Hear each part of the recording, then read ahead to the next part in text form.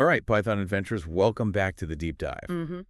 Today we're tackling something that can be a bit daunting, especially for those of you who are just starting out with Python. Yeah. The OpenAI documentation. Right. We know you've got about 3 months of coding under your belt. Yeah. And you're ready to unlock the power of fine-tuning. That's right. We're going to build a mental roadmap together. Okay. So when you actually open those docs, you'll know exactly where to go and what to look for. Exactly. No more feeling lost in a sea of technical jargon. Right. We'll break down the key concepts in plain English, focusing on fine-tuning. Yes. Which is like teaching a super smart computer program to do exactly what you want. Let's start by answering the fundamental question, what is fine-tuning? That's a great place to begin. Okay. From what I understand, OpenAI's models are already trained on tons of data, right? Yes. Massive amounts of text data. Yeah. Think of it as a vast library of information that the model has absorbed. Okay, that makes sense. But if the model already knows so much, why do we need to fine-tune it? Think of it this way. You can teach a dog basic commands. Okay. But if you want it to perform specific tricks or excel in a particular area, Right. you need specialized training. Fine-tuning is that specialized training for language models. So instead of just having a general understanding of language, fine-tuning teaches the model to be an expert in a specific task or domain. Precisely. And that specialized knowledge leads to better performance, more accurate results, Okay. and even the ability to use fewer tokens, which can save you money. Tokens. I keep hearing that word. Can you break down what tokens are and why they matter so much? Absolutely. Tokens are the fundamental building blocks of language for these models. Okay. Imagine breaking down a sentence into individual words and punctuation marks. Okay. Each of those pieces is essentially a token. So it's like the model has its own special language Yeah. where each word or punctuation mark is a separate unit. Exactly. Different models have limits on how many tokens they can handle in one go. Okay. That's why we need to be mindful of how many tokens our prompts and training data use. Right. If we go over the limit, the model might miss important information. That makes sense. It's like trying to stuff too many clothes into a suitcase. Something's bound to get left behind. Exactly. So before we even start thinking about fine-tuning, Okay. it's worth considering if simpler techniques might be enough. Okay. Prompt engineering, for instance, can get you pretty far. Prompt engineering. What's that all about? It's like giving the model clear instructions. Okay. Instead of just saying, write me a poem, Right. you'd provide specific details about the theme style and even examples of what you're looking for. It's like giving the model a detailed recipe instead of just saying, bake me a cake. Exactly. And then there's prompt chaining, Okay. which is like breaking down a complex task into a series of smaller steps. Right. This can help the model stay on track and produce more coherent results. Okay, so prompt engineering and prompt chaining are like the appetizer and main course, and fine-tuning is the dessert. Yeah. We don't always need it, but when we do, it's worth the effort. That's a great way to put it. But how do we know when it's time to bring out the fine-tuning dessert tray? Ooh, that's a good question. What are some signs that we need to go beyond basic prompts? I'm all ears for those telltale signs that it's time to level up our model game. One key indicator is if you're finding it easier to show the model what you want rather than tell it. Okay. Imagine trying to explain how to ride a bike versus actually demonstrating it. So tasks that involve a specific style tone or format might be better suited for fine-tuning. Like teaching the model to write in a sarcastic tone or summarize legal documents. Precisely. Another sign is if you're consistently struggling with specific tasks, Right. even when you carefully craft your prompts. Okay. This might indicate that the model needs specialized training to understand the nuances of that particular area. So it's like realizing that our trusty dog, who knows basic commands, needs to go to obedience school to learn more advanced tricks. Exactly. Fine-tuning gives the model that extra layer of expertise. Okay. Now, let's say we've determined that fine-tuning is the way to go. Okay. Where do we begin this exciting journey? I'm ready to roll up my sleeves and get into the nitty-gritty. Yeah. What's the first step on our fine-tuning checklist? Data preparation, just like a chef, needs quality ingredients to create a delicious dish. Okay. We need good data to train a successful model. Okay, so data is our secret ingredient. What kind of data are we talking about? And how do we prepare it for this fine-tuning feast? Think of it as creating a set of examples that demonstrate exactly how you want the model to behave. Okay. And here's the key. Each example should be formatted as a conversation, just like how you interact with ChatGPT. So we're showing the model the back and forth dialogue we wanted to replicate. Yeah. What kind of conversations should we include? can we get creative and add some witty banter or philosophical discussions? While I admire your enthusiasm for creative input, Okay. the conversation should align with the specific task you want the model to master. Okay. It's about providing clear instructions and showcasing the ideal responses. Okay, so if I wanted a sarcastic chatbot, my training data would include exchanges where the chatbot delivers those perfectly timed zingers. Precisely. Let's say you have a chatbot that gives factual answers, but you want to add a layer of sarcasm. Okay. You could have an exchange, like, is it raining cats and dogs out there? Right. And the chatbot replies, nope, just a light sprinkle, perfect weather for a picnic. I can practically hear the eye roll in that response. Right. So each example is a mini script for our chatbot's comedic debut. Mm-hmm. But what about longer conversations? Can we include those too? Absolutely. It's actually recommended to incorporate multi-turn conversations, Okay. especially if you want the model to understand context and maintain coherence over extended interactions. Makes sense. And I'm guessing it's a good idea to include successful prompts from previous interactions, right? Mm-hmm. Sort of like giving the model a cheat sheet of what worked well in the past. Exactly. You're essentially showing the model successful patterns and helping it learn from its own past triumphs. Now, how much data do we need to feed this fine-tuning machine? Is there a magic number of examples we should aim for?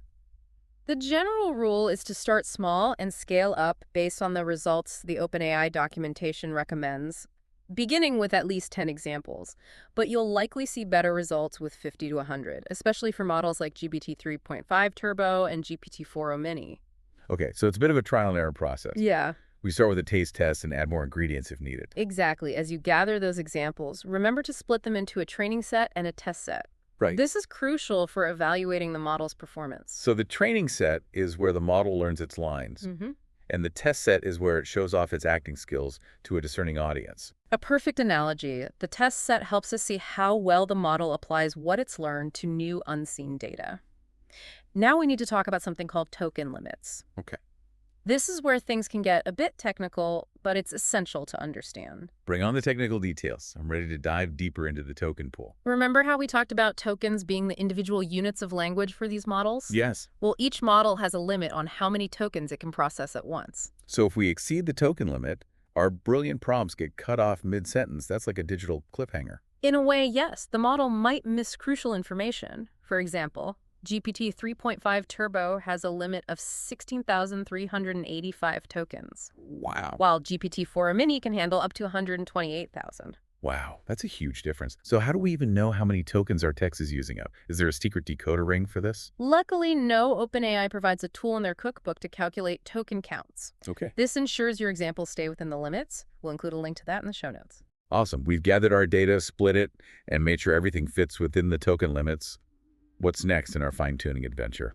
Time to upload our data and create our fine-tuned model, but before hitting that upload button, there's one more step: data validation. Data validation sounds like a security checkpoint at the airport. What are we scanning for? You're on the right track. Data validation checks for formatting errors or inconsistencies that could cause problems during training. Right. Think of it as a spell checker for our data, making sure everything is in order. So we're making sure our commas are in the right places. Mm-hmm.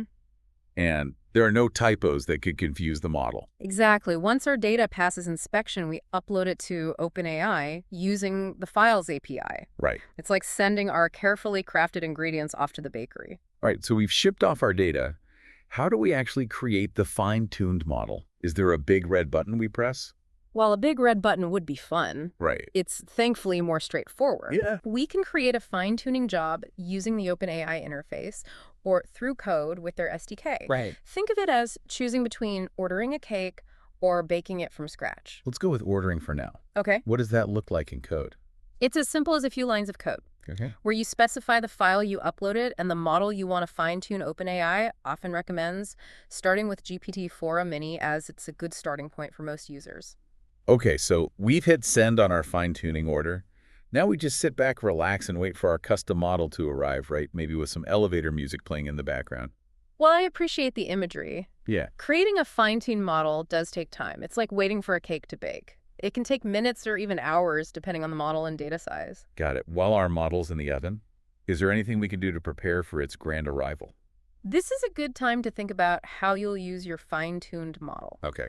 You'll access it through the Chat Completions API, which is the doorway to interacting with your customized model. So it's like receiving a brand new superpowered chatbot ready to follow our every command. This is getting exciting. Indeed. And to add another layer of intrigue, OpenAI creates checkpoints during training. Ooh, checkpoints. Think of these as snapshots of your model at different stages of development. Ah, so it's like having behind-the-scenes footage of Yeah. our chatbot's training montage. What's the purpose of these checkpoints?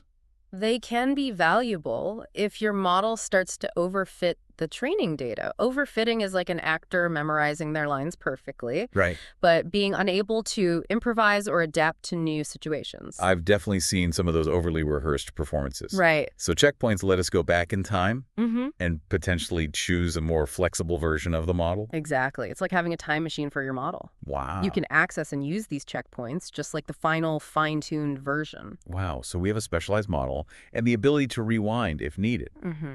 This fine-tuning adventure is full of surprises. What happens next in this journey? The next stage involves analyzing our freshly baked model and figuring out how to make it even better. We'll dive into those details after a quick break. Sounds good. Welcome back. Before the break, we laid the groundwork for fine-tuning.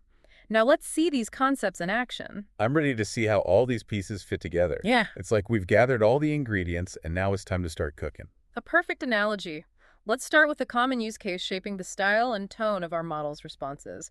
Imagine you're building a chatbot for a children's book publisher. Okay, I could picture that we want the chatbot to sound playful, imaginative, maybe even a bit whimsical. Exactly. Instead of a dry, factual tone, we want something that feels like a character from a storybook.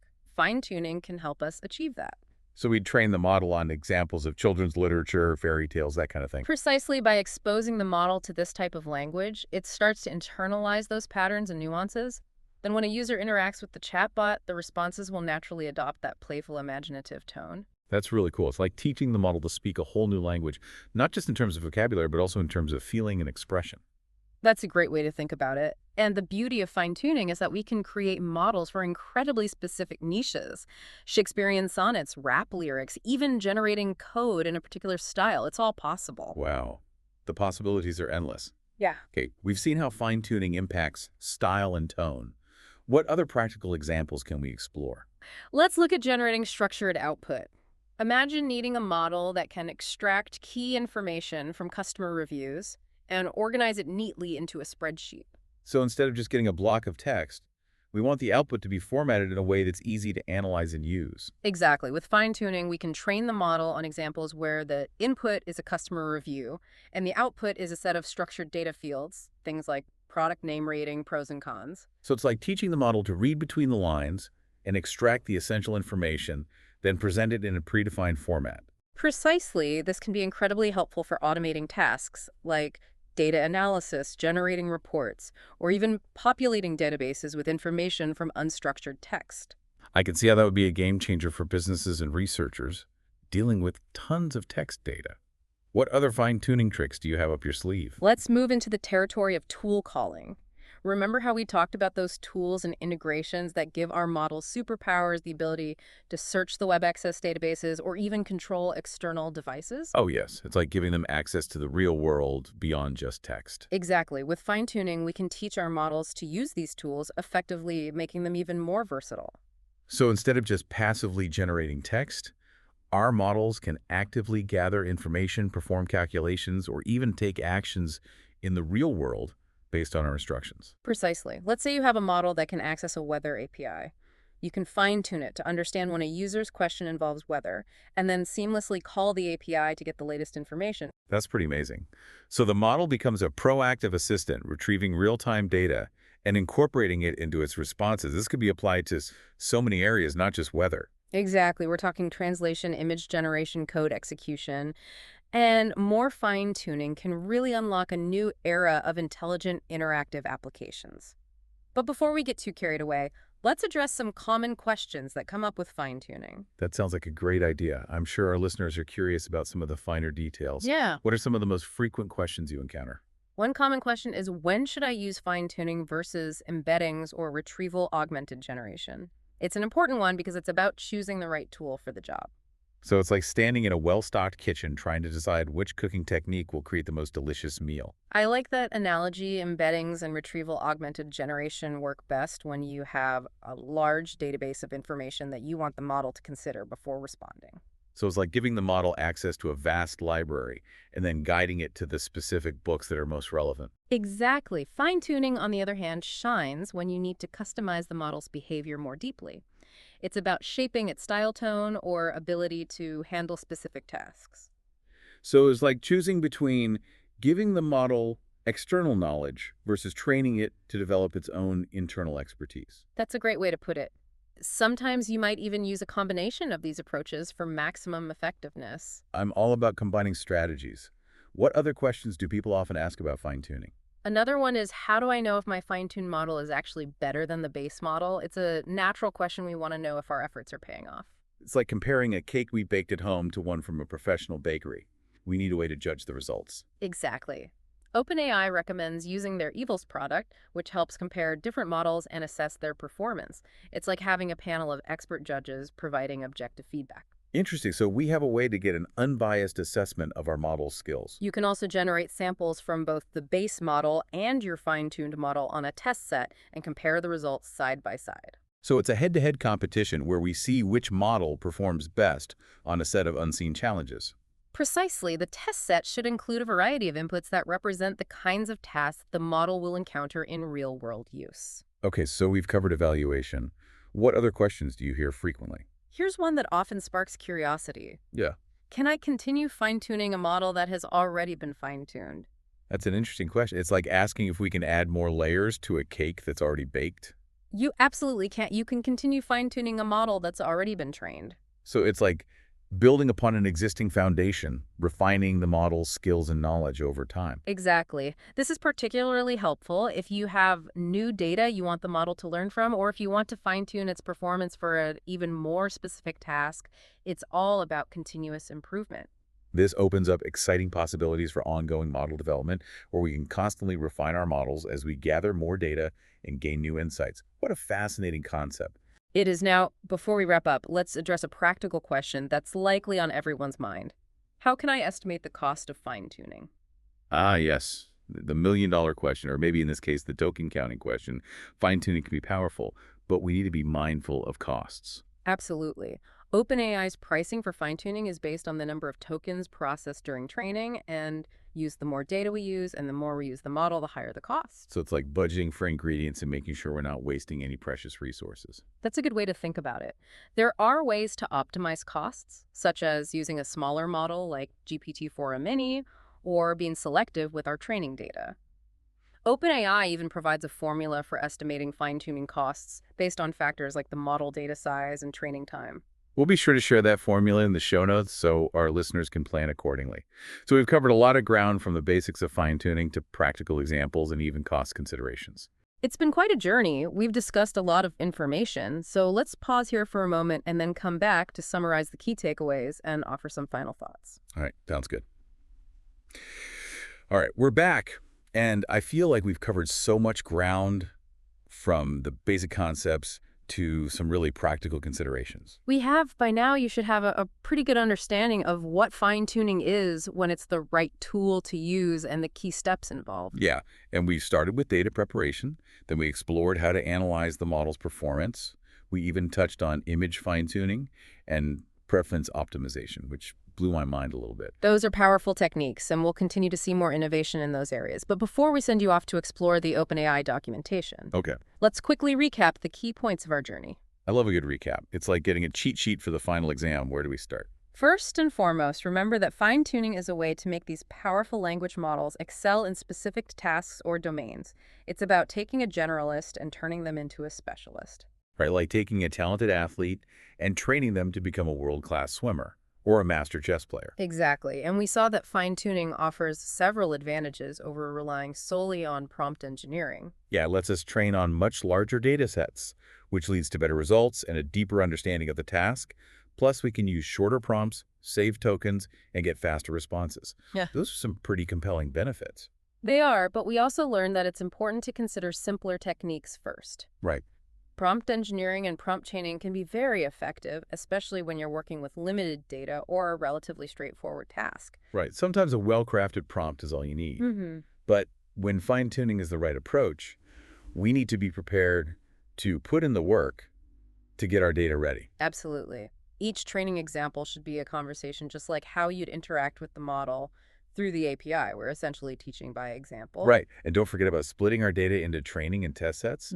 That's crucial for evaluating how well the model is learning. It is, and then there are those token limits to keep in mind. We need to make sure our prompt and training examples fit within the model's capacity. Yeah, token management, another key skill for any aspiring AI wrangler. Once we have our data prepped, validated, and uploaded, we can create a fine-tuning job. And then the waiting game begins. But while our custom model is baking, we can explore those fascinating checkpoints. Checkpoints give us the ability to go back in time and potentially choose a version of the model that's more flexible and less prone to overfitting. It's a great safety net to have. Yeah, once our model is ready, we need to analyze its performance using metrics like training loss and validation accuracy. But as you said earlier, the real test is in the pudding, or in this case, the generated outputs. Exactly. We need to see how the model performs on real-world tasks and compare the results to our expectations. If we're not happy with the performance, we can refine our data, adjust hyperparameters, or even scale up the number of training examples. So it's an iterative process. There's always room for improvement and refinement. And we didn't just stick to text. We also touched on image fine-tuning, which opens up so many possibilities for working with visual data. And let's not forget about preference fine-tuning. It's incredibly powerful to be able to align a model with our own subjective tastes and values. It's like giving the model a sense of style and personality throughout this episode. We've also highlighted the ethical considerations that come with developing increasingly powerful AI systems. It's crucial to use these tools responsibly and ensure that they're aligned with human values and societal well-being. Now, armed with this knowledge, I feel like our listeners are ready to dive into the OpenAI documentation and start creating their own fine-tuned masterpieces. That's the spirit. The documentation is comprehensive and well-written. It's your go-to resource for in-depth explanations, practical examples, and troubleshooting tips. Don't hesitate to revisit sections as you embark on your own fine-tuning adventures. And remember, we've curated a collection of helpful links and resources which you can find in the show notes. So go out there, explore, experiment, and most importantly, have fun. The world of fine-tuning is vast and full of potential. What will you create?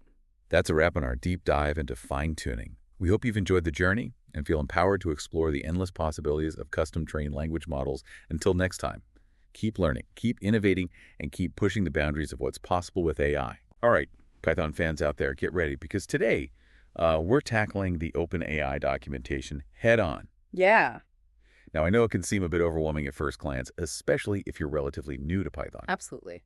So let's say you've got about 3 months of experience under your belt. This deep dive is for you. We're going to break down those complex terms and build a solid mental framework before you even open the docs. It's like getting all your ducks in a row before you jump into the deep end of the pool. Exactly. Yeah. So think of this as your pre-flight check, making sure you've got all the essentials before takeoff. I like that analogy. Now, the OpenAI documentation covers a ton of ground. But for this deep dive, we're going to zero in on a specific technique called model distillation. We pulled this from a section of the OpenAI documentation. Right. And it's all about making those powerful, but sometimes resource-heavy language models a bit more manageable. Yeah. It's a really clever approach to efficiency. You know how you have these incredibly skilled artisans who can create masterpieces? Yeah. But they require a lot of time and resources. Model distillation is like training an apprentice to achieve similar results, but with a smaller footprint and faster turnaround. So it's like getting the same quality results, but on a budget and with quicker delivery. Yeah, exactly. I see. And the document even mentions using the store true option in the OpenAI API to store completions for up to 30 days. Right. I'm assuming those completions are like the outputs or responses generated by the model. You got it. Storing those completions is a smart move for a couple of reasons. It lets you analyze and compare how different models perform on the same tasks. And it helps with the distillation process itself, as we'll see when we break down the steps. Now, the document outlines 4 key steps for model distillation. It's laid out like a recipe for success, which I kind of like. Yeah, me too. That structured approach is really helpful, especially if you're newer to AI. It provides a clear path to follow. So step 1 is all about generating high-quality outputs. Basically use a large language model like GPT-4 to get the best possible results for your specific task. Makes sense. They also emphasize using that store true option we talked about and adding metadata for easier filtering later on. Right. Why is that metadata so important? Think of metadata like labels or tags that give you more information about each completion. It's like organizing your tools in a workshop. The more clearly you label things, the easier it is to find what you need later. So in this case, the metadata helps you quickly sort through and select the best completions for training your smaller model. Exactly. It's all about making the training process more efficient. They even included a JavaScript code snippet to show how to do this. They walk you through it step by step with concrete examples. That's one of the great things about the OpenAI documentation. Now, step 2 is establishing a baseline.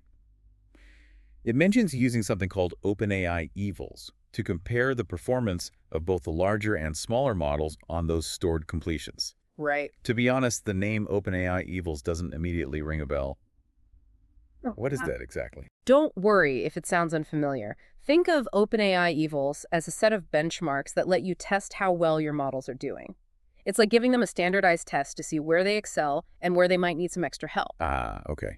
So you're basically comparing the teacher model with the apprentice model to see how they stack up. Precisely.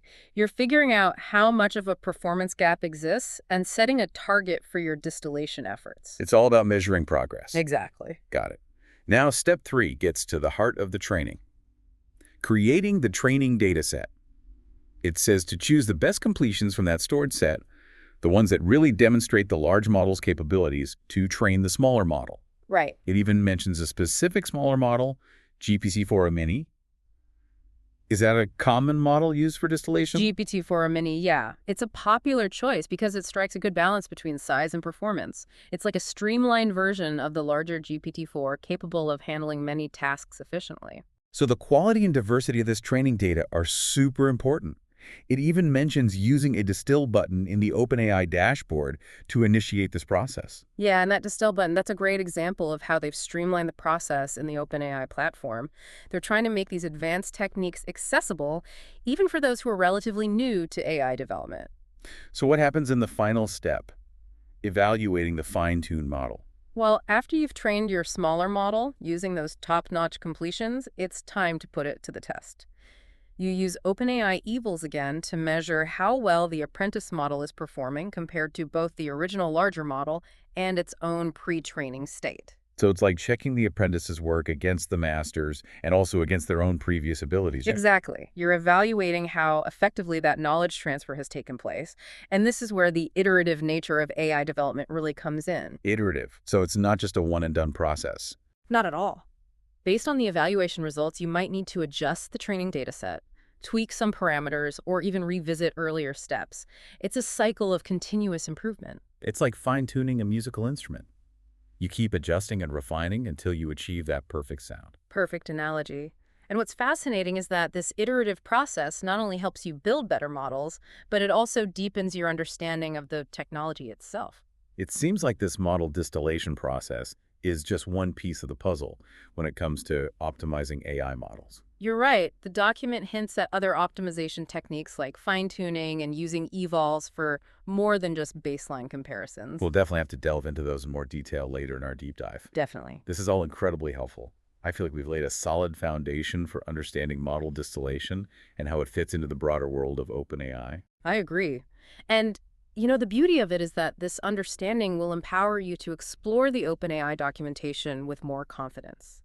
You'll be able to recognize key terms, understand the logic behind the processes, and even start experimenting with different approaches. Well, before we get too far ahead of ourselves, let's take a quick breather and then jump back in with a deeper look at some of these related techniques. Sounds good to me. Okay, so we've covered model distillation, but you mentioned other optimization techniques like fine-tuning. What's that all about?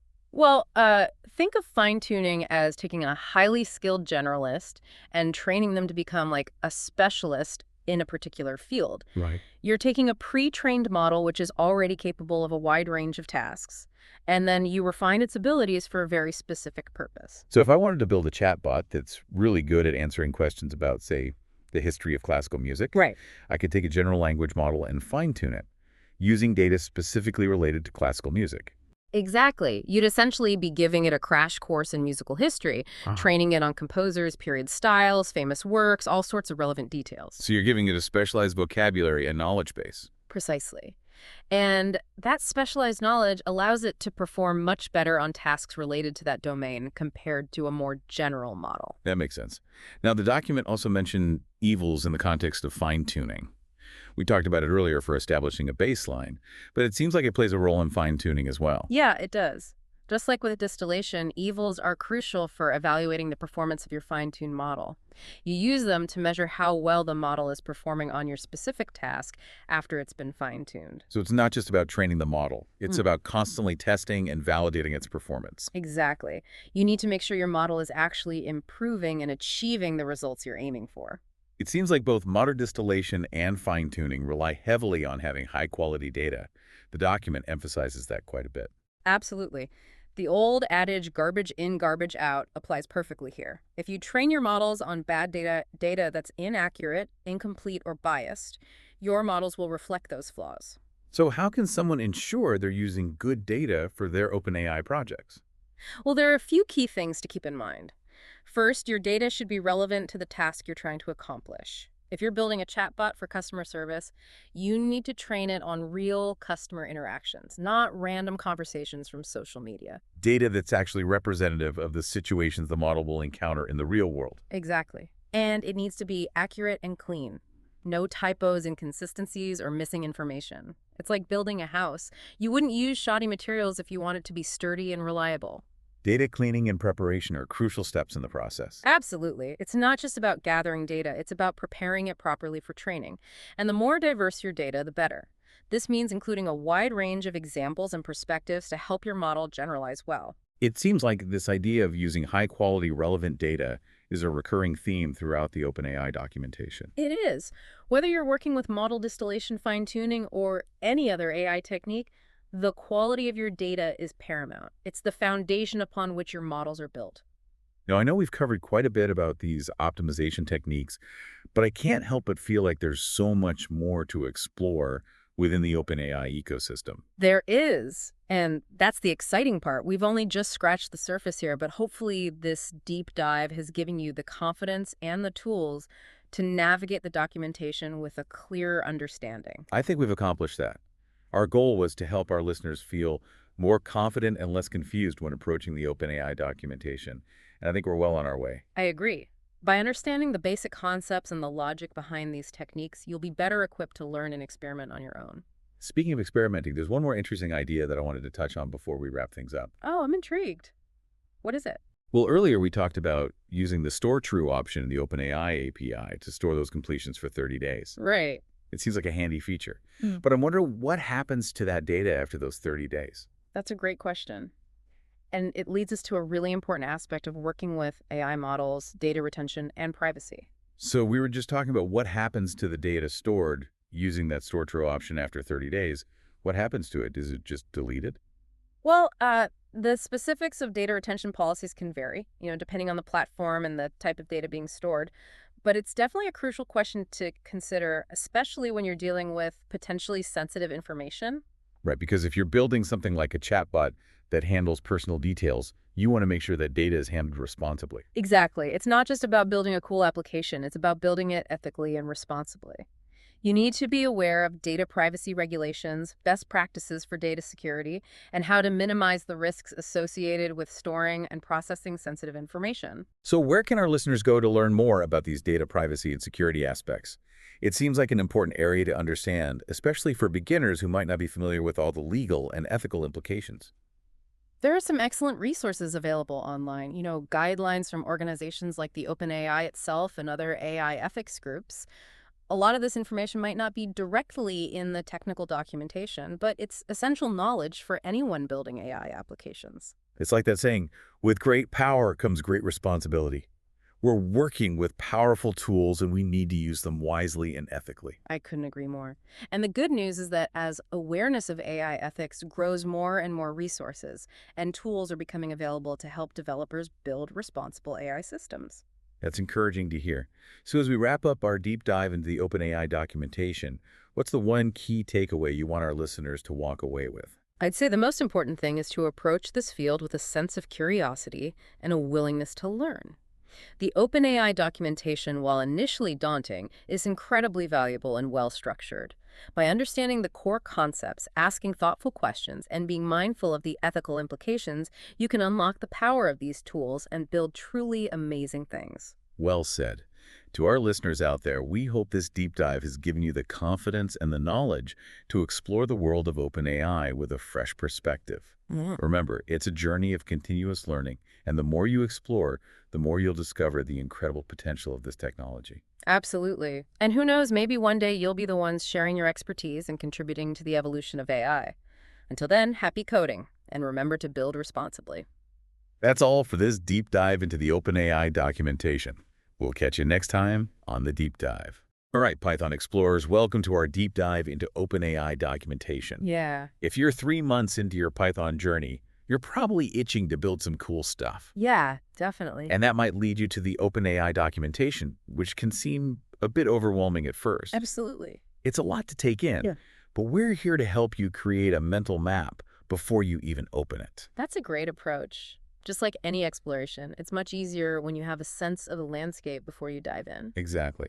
So let's imagine you're building an app that can tell if a movie review is positive or negative. Yeah. Just like a professional critic seems simple enough, right? Right. But where do you even start in those OpenAI docs? Well, the documentation actually guides you through the process in a logical way. Okay. And our source material gives us a fantastic starting point. 3 key questions to consider. Okay. I like that. A pre-flight checklist. Exactly. What's the first question? The first question is, what kind of output do I want my model to produce? In this case, we want a simple output, like a 1 for positive and a 0 for negative. Makes sense. So we're setting a clear goal for the model. What's next? Next is, what kind of input should the model handle? Okay. For our movie review app, it would be user-generated text, likely in English. Already, we're starting to understand the type of data we'll need. This is starting to feel less intimidating. So we've got our desired output and input. What's the final question? It's the most important one. How do I know if the output is accurate? Okay. You need a way to measure if the model is actually doing what it's supposed to. Right. The source material calls this the gold standard. Okay. Think of it like having a panel of expert movie critics judging your app's decisions. So how do we actually create this gold standard? We need high-quality, human-labeled data. Okay. Our source material points to a really cool open-source data set from Hugging Face Yeah. that has tons of movie reviews already labeled as positive or negative. Wow. Perfect for training and testing our app. That's super helpful. Yeah. But wouldn't using a pre-labeled data set make the evaluation a bit artificial? Hmm. What about real-world data from actual users? You're right. That's where things get really interesting. Yeah. Our source material points out that real production data, the kind you get from users interacting with your app, Right. is actually the most valuable for evaluating your model's performance. Okay. It's about making sure your app thrives in the wild, not just in a controlled lab setting. So how do we gather that real-world data without launching a full-fledged app first? So there's a clever trick mentioned in the source material. Okay. OpenAI's stored completions. Right. By setting store truths, you can automatically gather data as users interact with your model. Oh, wow. It's like building a feedback loop right into your development process. That's brilliant. It's like having a built-in focus group constantly refining your app. Okay, so we've got our data figured out. What's the next step? Now we need to craft the right instructions for the model, what we call the prompt. Our source material gives an example where the prompt basically says, hey, pretend you're a sentiment analysis expert and tell me if this movie review is positive or negative. So we're telling the model to put on its critic hat. I can see how clear instructions and formatting are crucial here. Absolutely. And this is where the OpenAI documentation starts to come into play. Okay. You'll find all sorts of prompt structures and parameters in the documentation that help you fine-tune how the model behaves. Parameters. Yeah. That sounds a bit technical. Can you give us a quick rundown of what those are? Think of parameters as knobs you can tweak to adjust the model's output. Okay. For example, there's a parameter called temperature, which controls how creative or random the model's responses are. So a lower temperature means the model sticks to the script, while a higher temperature lets it improvise a bit. Exactly. And you'll discover all these different parameters as you explore the documentation. Okay. Now, once we have our prompt and data, it's time to put our model to the test Okay. using OpenAI's evaluations feature. The source material made that sound pretty straightforward. Can you walk us through it? It's like setting up your own AI testing lab. You upload your movie review data, define your prompt, and set the criteria for success. Uh-huh. The OpenAI dashboard even lets you use a string check grader Okay. to compare the model's output against your gold standard labels. So we can see exactly where the model gets it right and where it needs a bit more training. Yeah. This is way cooler than I expected. Remember, this is just scratching the surface. Okay. The OpenAI documentation will be your guide as you delve deeper into these concepts. This is already so helpful. I'm starting to see how the pieces fit together. But before we get too far ahead, I think it's time for a little mental break. Agreed. When we return, we'll unpack some of the key technical terms you'll encounter in the OpenAI documentation Okay. and help you navigate those with confidence. Sounds good. All right, let's jump back into our OpenAI adventure. We've talked about the importance of having a clear goal, defining inputs and outputs, and even gathering real-world data. Yes. I'm a bit intimidated by some of the technical terms that pop up in the OpenAI documentation. Sure. Can we demystify a few of those? Absolutely. Those terms can seem daunting at first, but they're really just tools to help you interact with the OpenAI models more effectively. Let's start with API, one of the most common ones you'll see. Okay, ATI. I know it stands for Application Programming Interface, but what does that actually mean in this context? Imagine it as a bridge between your Python code and OpenAI's servers. The API is a set of rules and instructions that allow your code to communicate with OpenAI, send requests, and receive responses. So it's like a language they both understand. Exactly. Now, within the API, you'll find specific URLs called endpoints that correspond to different functionalities. For instance, there might be an endpoint for generating text, another for translating languages, and so on. It's like choosing different paths on that map we were talking about earlier. So if I want my movie review app to analyze sentiment, I'd look for an endpoint related to that specific task. Precisely. And when you make a request to an endpoint, you can further customize it using what are called parameters. These are like options or settings you can adjust. For example, you can specify which model you want to use, how long the generated text should be, or even things like the temperature we discussed earlier. So by tweaking these parameters, we can fine-tune the model's behavior for our specific needs. Exactly. And the OpenAI documentation will guide you through the available parameters for each endpoint. Now, one more term you'll come across is JSON. It stands for JavaScript Object Notation, and it's essentially a way to structure data in a format that's both human-readable and easily understood by computers. Is that how we send instructions to the model and receive responses back? You got it. JSON acts as the common language for exchanging information between your code and the OpenAI API. Think of it as sending a nicely formatted message back and forth across that bridge. This is starting to make a lot more sense. Yeah. But how does all of this actually work behind the scenes? Is there a way to visualize how our code interacts with OpenAI's models? Absolutely.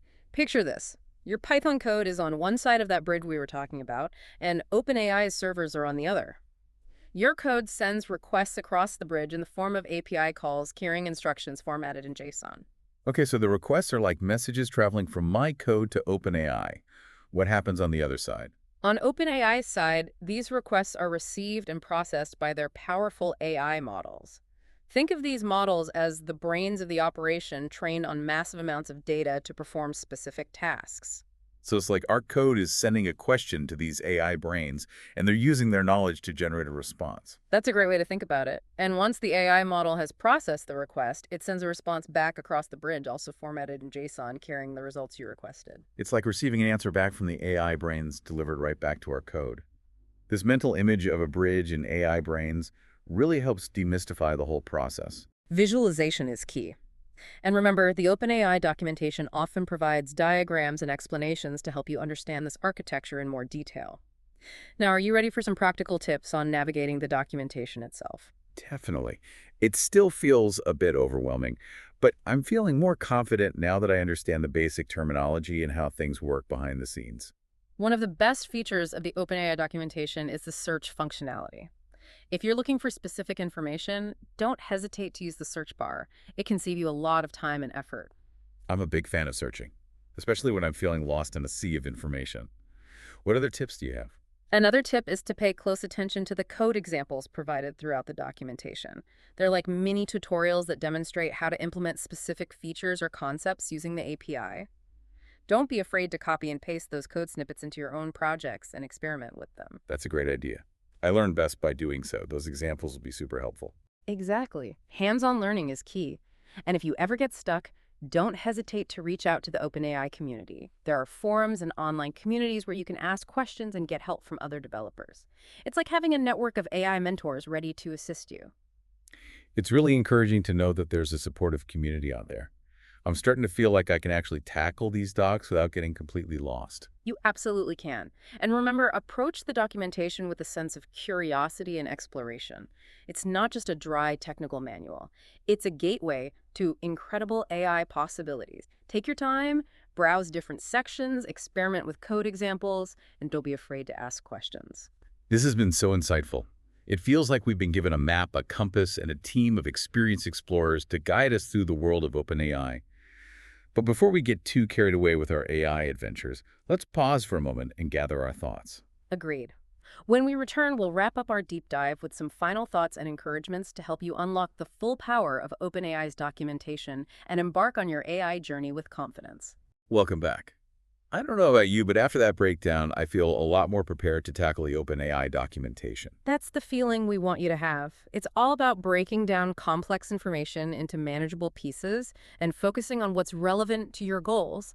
And remember, it's okay to feel a bit overwhelmed at first. Everyone starts somewhere. Right. We've covered so much ground, from defining our project goals and understanding the types of data we need to demystifying technical terms like API endpoints, parameters, and JSON.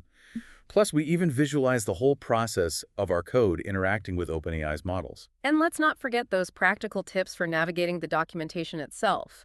Using the search function, working through the code examples, and tapping into that supportive OpenAI community can make all the difference. It's like having a whole toolkit and a team of experts at your disposal.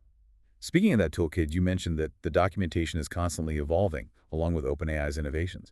Does that mean we'll constantly be playing catch-up? That's actually a great thing. OpenAI is a dynamic field, and new models, features, and documentation are released regularly. It means there's always something new to learn and explore. Think of it as a continuous learning journey. So it's not about mastering everything at once, but rather developing the skills to navigate this ever-changing landscape. Exactly. And the skills you hone while exploring the OpenAI documentation, problem-solving, critical thinking, and adaptability will serve you well in many other areas of software development and beyond. It's like we're not just learning about AI. We're learning how to learn and adapt in a world that's constantly evolving technologically. Precisely. So as you embark on your AI adventures, remember that the OpenAI documentation is your trusted guide, a source of knowledge, inspiration, and practical guidance.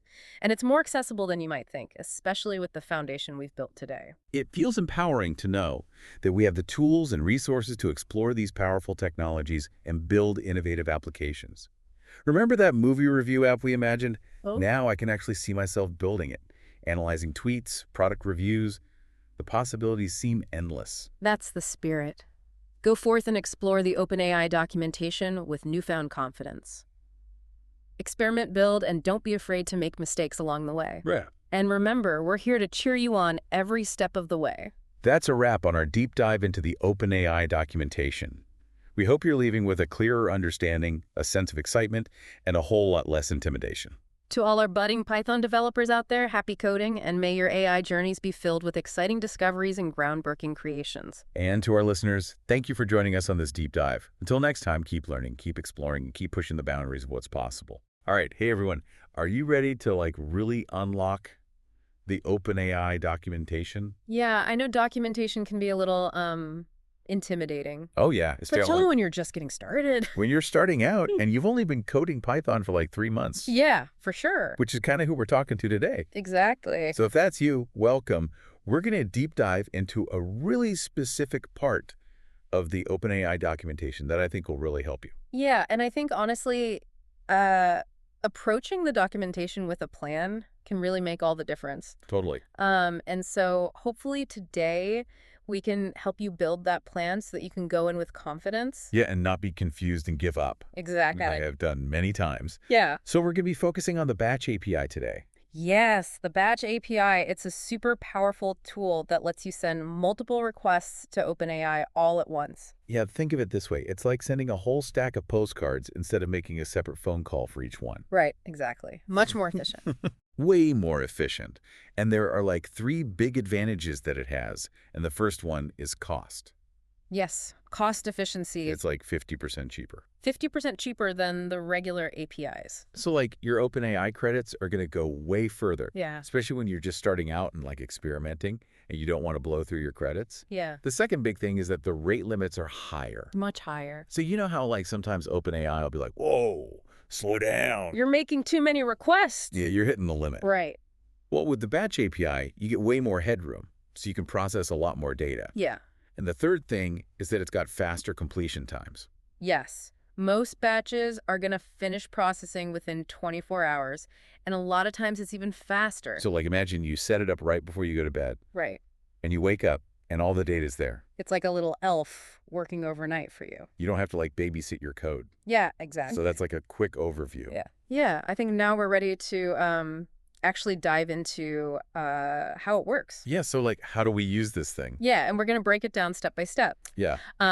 And even if you're totally new to Python, I think this will make sense. I got it. It's like a recipe. Yeah. We'll go through it step by step. With clear instructions. Exactly. Okay, so the first step, The first step is to prepare your batch file. your batch file. Okay. So think of this as a list of instructions that you're giving to OpenAI. Sorry. And it's written in a special format called .jsonl. So JSON. Basically, it's just a text file, but each line is a separate request. Oh, okay. Because it's like, hey, OpenAI, analyze this text for sentiment, or generate an embedding for this document. Like a to-do list. Yeah, exactly. For OpenAI. Right. Okay. And for now, you can only use the batch API with chat completions and the embeddings API. Got it. But that's still quite a bit that you can do. Yeah. So the key is that each of those requests needs a unique ID. Like a name. It's called a custom ID. Custom ID. Oh. Yeah, and it's just so that, later on, you can easily match up the results with the original request. Like a tracking number. Exactly. Okay. So each line in your JSON file will have a couple of key parts. Okay. The custom ID, the method, which is usually POSSD, Okay. the URL of the API endpoint that you're using, Okay. and then the body. The body. The body is basically where you put the specific parameters for what you want OpenAI to do. Okay. And the good news is those are the same parameters that you would use for the regular APIs. So you don't have to like learn a whole new set of parameters. Exactly. It's just a different way of packaging it. A different way of delivering it. Yes, exactly. Okay, so like what would a line in that file look like? Yeah, so just a really simplified example. It would look something like this. You'd have curly braces, custom ID colon, quote, analyze sentiment, quote, comma, method, colon, quote, post, quote, comma, URL, colon, quote, V1 chat completions, quote, comma, body, colon, and then another set of curly braces. And then inside the body, you would have the model that you're using and the actual text that you want to analyze. Okay. So it would be model, colon, quote, GPT 3.5 turbo, quote, comma, messages, colon, and then square brackets. And then inside the square brackets, another set of curly braces, and it would be role, colon, quote, user, quote, comma, content, colon, quote, and then whatever the text is that you want analyzed, and then, quote, and close curly braces, close square brackets, and then two close curly braces to end the line. Got it. Something like that, yeah. Okay, that makes sense. So we've got our to-do list, we've got all of our little instructions for OpenAI, Yeah. but they can't read our minds. Right, exactly. So how do we get that file to OpenAI? So that's step 2. We need to upload the file. Okay. And we do that using the files API. And there's a really simple Python code snippet in the documentation that handles this for you. Yeah, let's take a look. Yeah. So it uses the OpenAI library, creates a file object, and then uses the client.files.create method to send it up to OpenAI. And even though we're just starting out with Python, we should be able to at least follow along with that. Yeah, for sure. Yeah, okay, cool. So the file is uploaded. Yes. Now what do we do? So step 3 is to create the batch. Okay, So this is where we actually hit go. okay, And we tell OpenAI to start working on our list of requests. got it. We use the client.batches.create method. Okay. And there are a couple of key parameters here. Okay, You've got input file ID, which is the ID of the file that you just uploaded. okay, The endpoint that you want to use, so that would be like V1 chat completions or V1 embeddings. okay. And then the completion window, The completion window. which currently is set to 24 hours. So it's like, hey, OpenAI, here's my file. Use this API to process it, and I need it done within 24 hours. Exactly. Right. Okay. And when you send that request, OpenAI is going to give you back a batch object. Right. And that contains all sorts of useful information, like the status of your batch and the number of requests that it contains. Okay, so we've prepped the file, we've uploaded it, we've hit the go button. Yeah. Do we just like sit back and wait now? Well, it's a good idea to keep an eye on things. Oh, okay. Yeah. And that brings us to step 4. Okay. Checking the status. And like, can we look inside the oven while the batch is baking? Exactly. Okay. So you can check the status using the client.batches.retrieve method, Okay. and it will tell you exactly what stage your batch is in. Okay. So it might be validating your file, making sure that, everything is formatted correctly, or Yeah. it might be, actively processing the requests. Wow. Or maybe it's, just about finished Oh. finalizing the results. Okay. So, you can check it as often as you like. Got it. It's a good way to kind of troubleshoot if something seems to be stuck or if there are any, unexpected delays. Okay. And speaking of troubleshooting, what if some of our requests Right. like fail? Right. Like, what if OpenAI gets to one and is like, I don't know what you mean? Yeah, that's where the error file comes in. Okay. So if any of your requests fail, the details of why they failed will be written to a separate file, Okay. and you can access that using the error file ID from your batch object. So it's like a little report that's like, these ones passed and these ones need a little extra help. Yeah, exactly. Okay. And the code for retrieving both the output file, where all the successful results live, Okay. and the error file, it's very similar to what we saw for uploading the original file. Okay. It's just a few lines of Python using the files API. Got it. Okay. So assuming everything goes well and our batch is finished, Yeah. how do we get our hands on the results? So that's step 5, retrieving the results. So Wow. once the batch is done, you just download the output, Okay. again, using the files API. Okay. Same process as uploading. Oh, okay. Just in reverse. Got it. And just like the input file, the output is also a .jsonl file. Okay. So you'll have a response for every successful request, Okay. neatly organized. So we're getting our to-do list back, but now all the answers are filled in. Exactly. Okay. And remember those unique IDs that we talked about, Yeah. the custom IDs? Yeah. Those are in the output file too. Okay. So you can easily match up the results with the original request. That's cool. It's like a built-in answer key. Right, exactly. Makes it easy to check your work. Yeah. Okay, so what if, we need to cancel the batch? Right. Like, what if we made a mistake Yeah. in our instructions, or, something came up and we need to, redirect our OpenAI resources? Yeah, no problem. You can totally do that. So step 6 is canceling a batch. Okay. So if you realize you need to stop a batch that's already in progress, you can use the client.batches.cancel method. Okay. And it might take a few minutes for the cancellation to actually take effect. Okay. But you have that power. You can call it off if you need to. Like an emergency stop button. Exactly. Okay, but now I'm thinking, if we've got all these batches going, Yeah. how do we keep track of them all? Right. Yeah. So it's easy to lose track if you have, several batches running. Uh-huh. So step 7 is getting a list of all of your batches. Okay. You can use the client.batches.list method. Okay. And it's kind of like a dashboard Mm-hmm. where you can see everything at a glance. Okay. And there are even handy parameters like limit and after Okay. that you can use if you're dealing with a really huge number of patches. Okay, cool. So we've walked through all 7 steps. Yeah. And I have to say, I'm not as intimidated as I thought I would be. Yeah, it's not as bad as it seems. Once you could break it down into these bite-sized pieces. Exactly. Yeah. Okay. I think our listeners are probably eager to see it in action. Yeah. So can we dive into some specific examples? Yeah, absolutely. Of how we would actually use the batch API. For sure. So let's say you've built this awesome spam filter using your Python skills. Okay. Yeah, I've got it all coded up. It's ready to go. Perfect. And now you need to test it out. Right, like on a ton of emails. Right, exactly. Okay, yeah. So instead of manually running each email through your filter, Yeah. you could create a batch file Okay.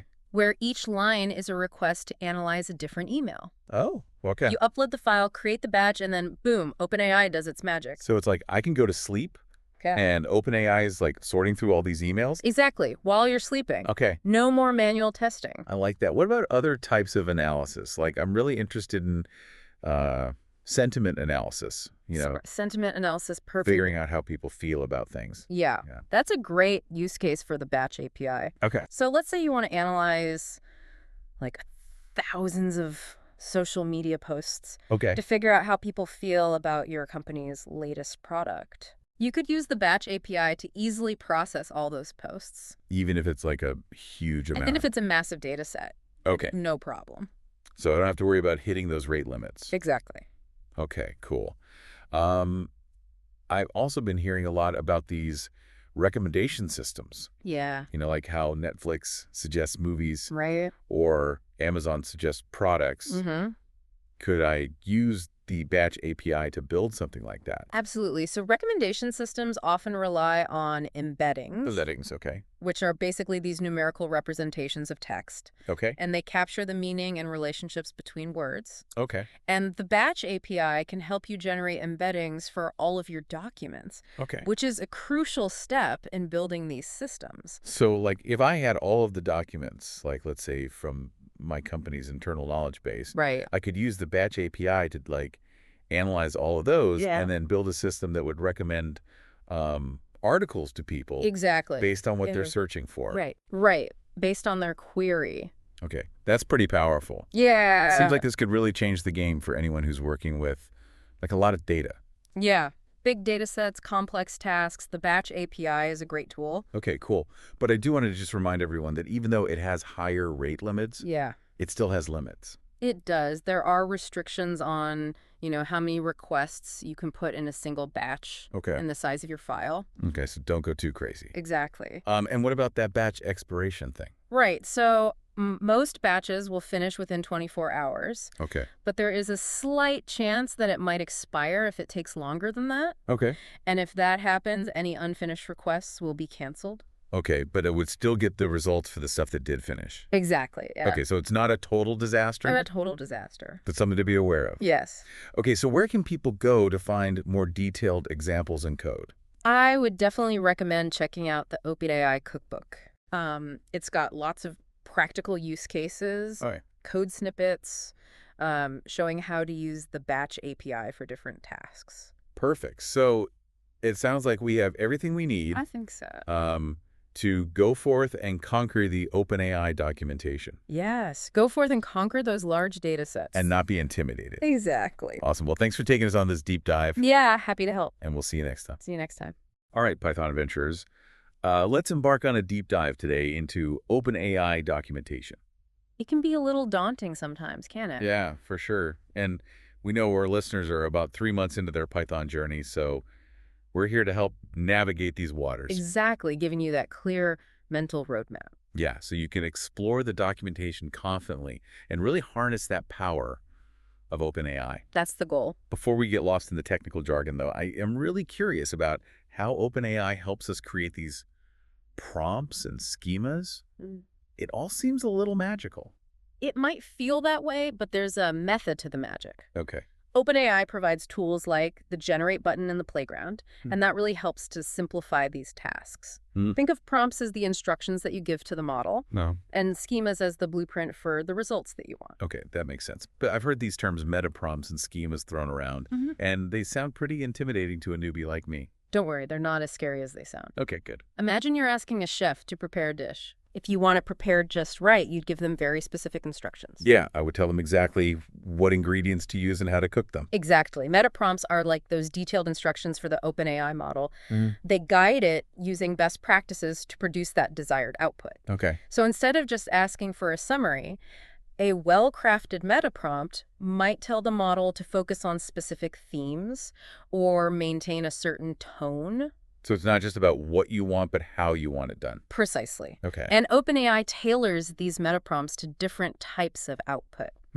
So if you're working with audio, the meta prompt will be structured differently than if you're working with text. Okay. This ensures that those generated prompts are always appropriate for that desired format. That makes sense. Yeah. So how do schemas fit into all of this? Schemas are the blueprints that tell the model what structure and data types to use for the output. Okay. OpenAI leverages a technique called structured outputs to generate these schemas. What's fascinating is that it can handle even complex structures like function schemas, which are essential when working with code. Function schemas. Could you break that down a bit more for those of us who are still getting comfortable with Python? Of course, think of a function schema as a detailed description of what goes into a function and what comes out. Okay. It specifies the data types of the inputs and outputs, ensuring that everything works harmoniously.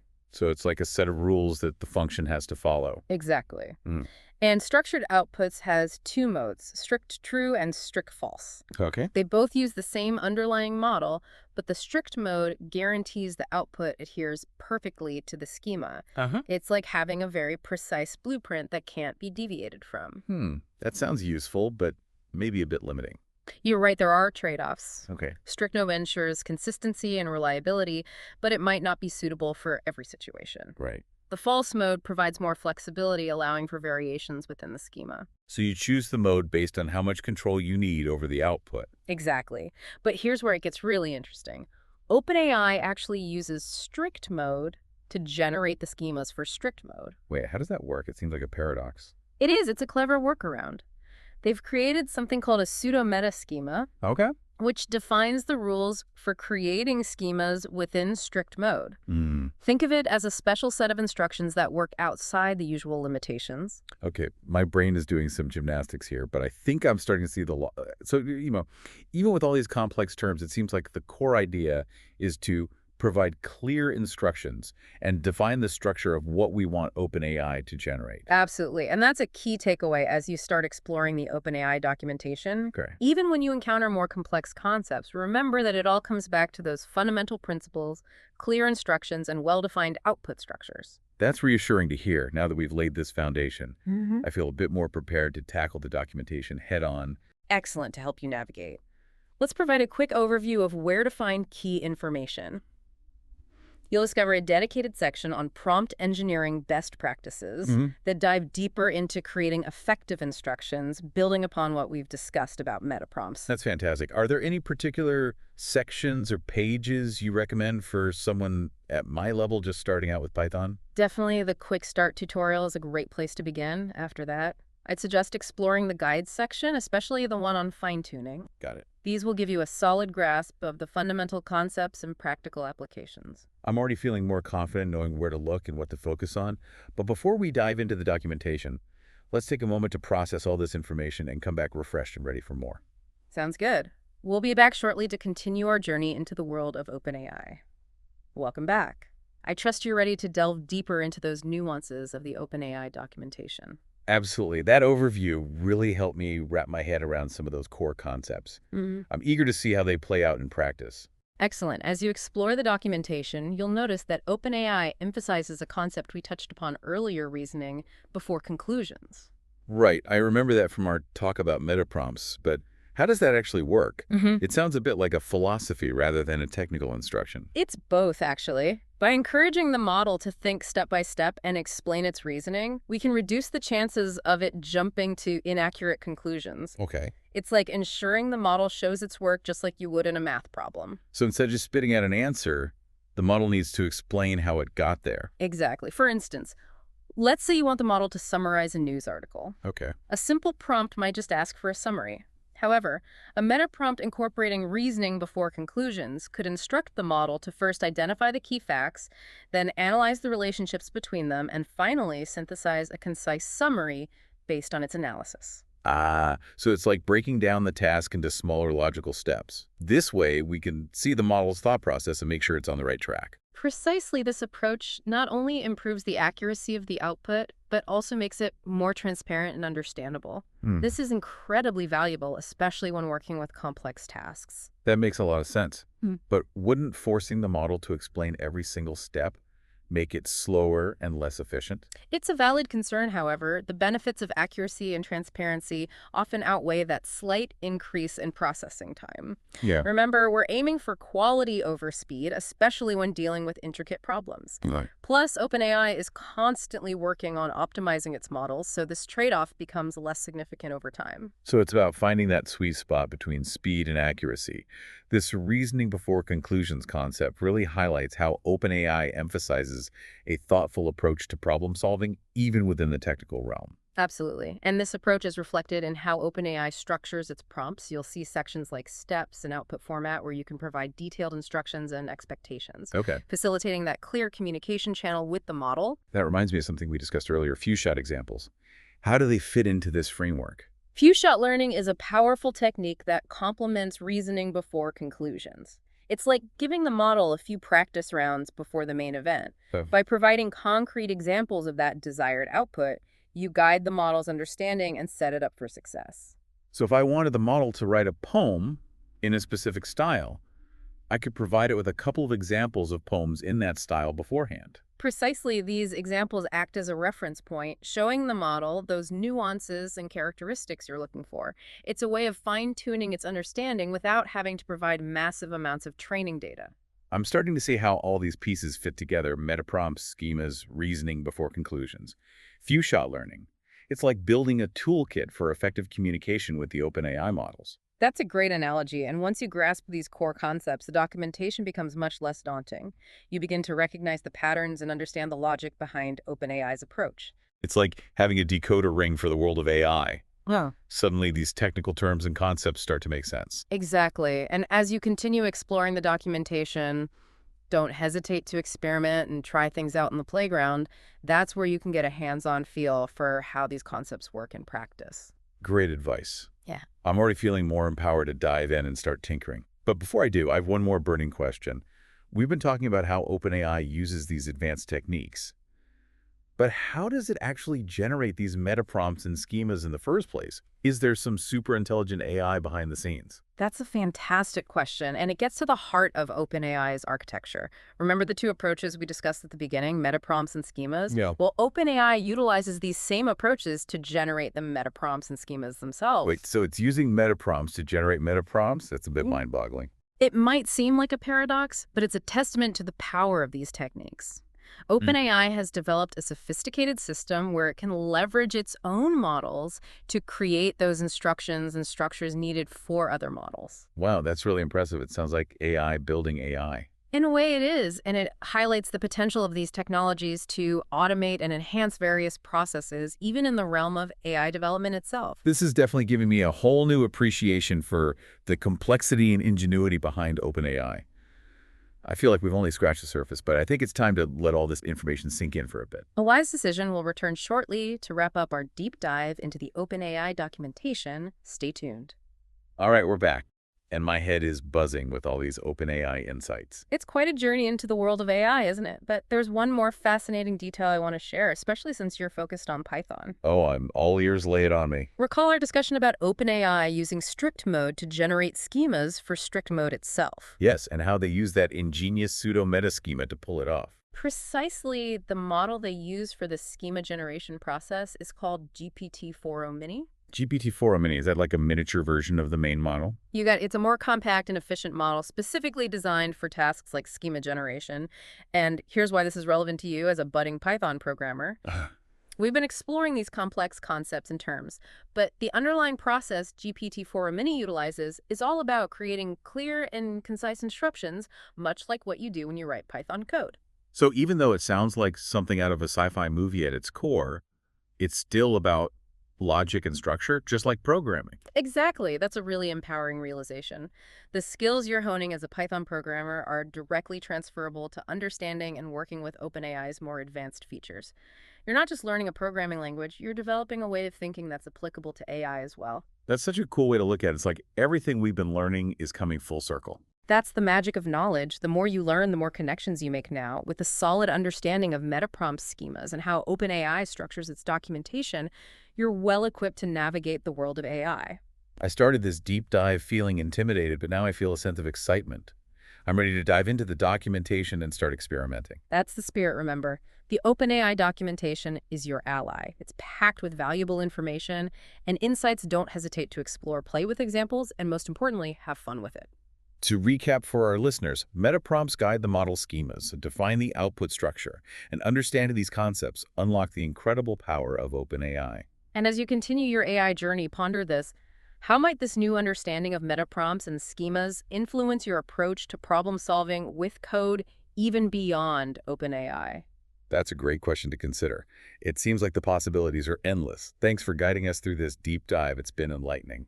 The pleasure was all mine. Keep exploring, keep learning, and keep that Python spirit burning brightly. All right, everyone, welcome. We're diving deep today, getting into OpenAI's Assistance API. Yeah.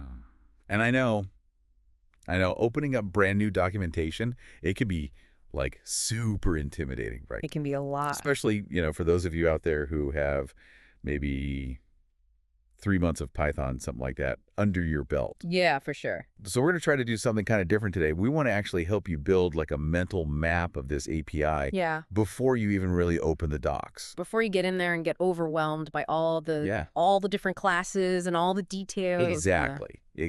So that when you do finally open them up, right, it's like, okay, I kind of get the big picture here. Totally. So I guess to start off, like, what's so cool about this API? Well, I mean, this API is really incredible because it lets you build like truly powerful AI assistants straight into your own apps. And so you can imagine like all sorts of possibilities. You could have AI automating your tedious tasks, generating content for you, giving you personalized tutoring. I mean, the sky's really the limit. Sounds pretty amazing. Mm-hmm. And so when you're looking at this API, right, the kind of initial description of it is build AI assistants with essential tools and integrations. Right. And they specifically call out like 3 things, right? Yeah. Code interpreter, file search, and function calling. Uh-huh. Can you break down what those actually are for someone coming in fresh? Yeah, totally. So let's start with code interpreter. What this really is, it's like giving your AI the ability to like write and execute Python code straight from your app. And so this means you could ask it to do things like, hey, can you analyze this spreadsheet for me? Can you build me a little chart of the data? Could you go so far as to even build me a simple web app? So it's like having a, I don't know, junior developer, right? Yes, a junior Python dev. Just built into your app, ready to go. Built in, exactly. Amazing. Well, all right. File search, what about that one? Yeah, so file search lets your AI pull information like straight out of files that you give it. Yeah. So imagine you've got like a research paper, big PDF, and you want to ask your AI questions about the paper, but you don't want to read through the whole thing. Right. File search will let your AI just pull the answers out of the file. No more Control F. No more Control F. Through hundreds of pages, right? Exactly. Love it.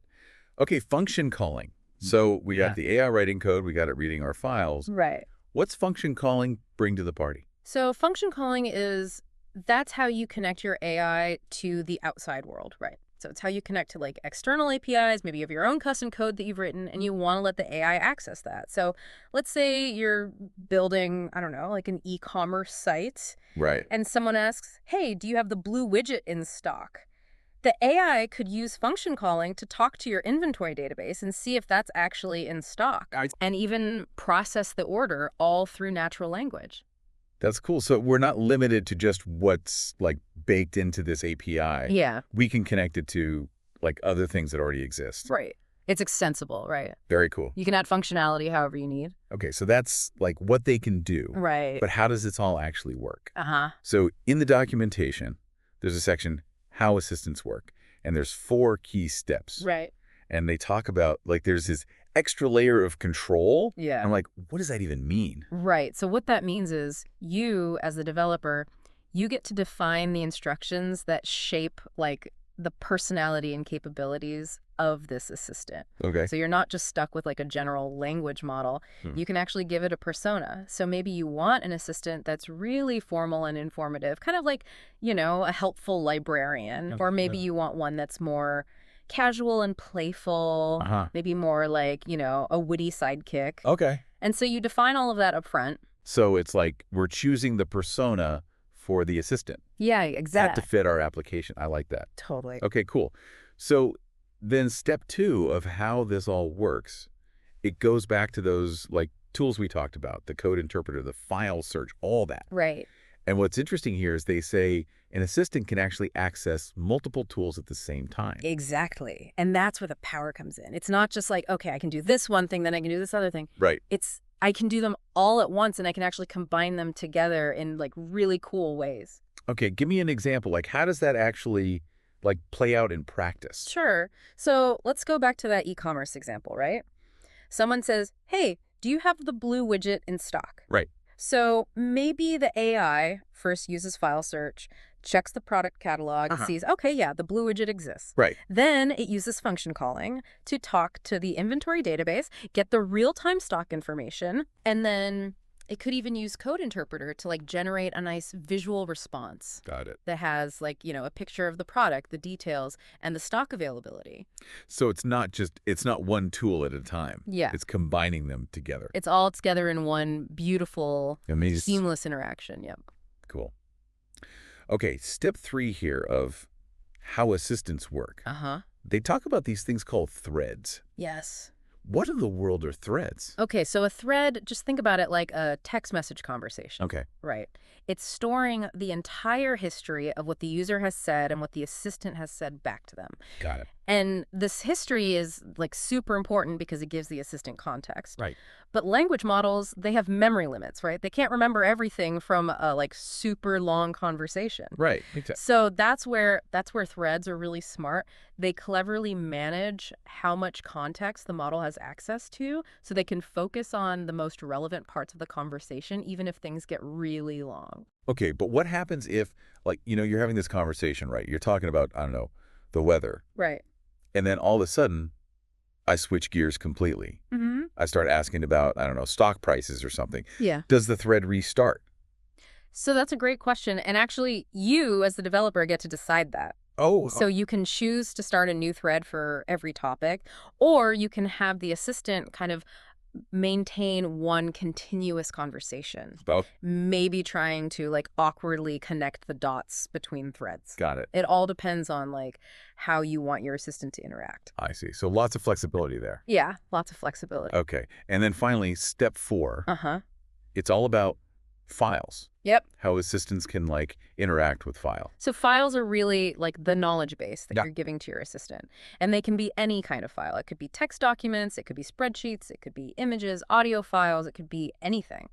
So we can, like, preload files when we're creating our assistant. Yeah, exactly. Or is it, Yeah. like, can we feed it new files during a conversation, too? You can do that too. And what's really cool is that assistants can actually also create files. Oh, yeah. So you can imagine you have like, some messy meeting notes. Right. And you ask your assistant to go make you a PowerPoint presentation out of that. No more late nights. No more late nights. Yeah. I could already see that being dangerous. Yeah, exactly. Very cool.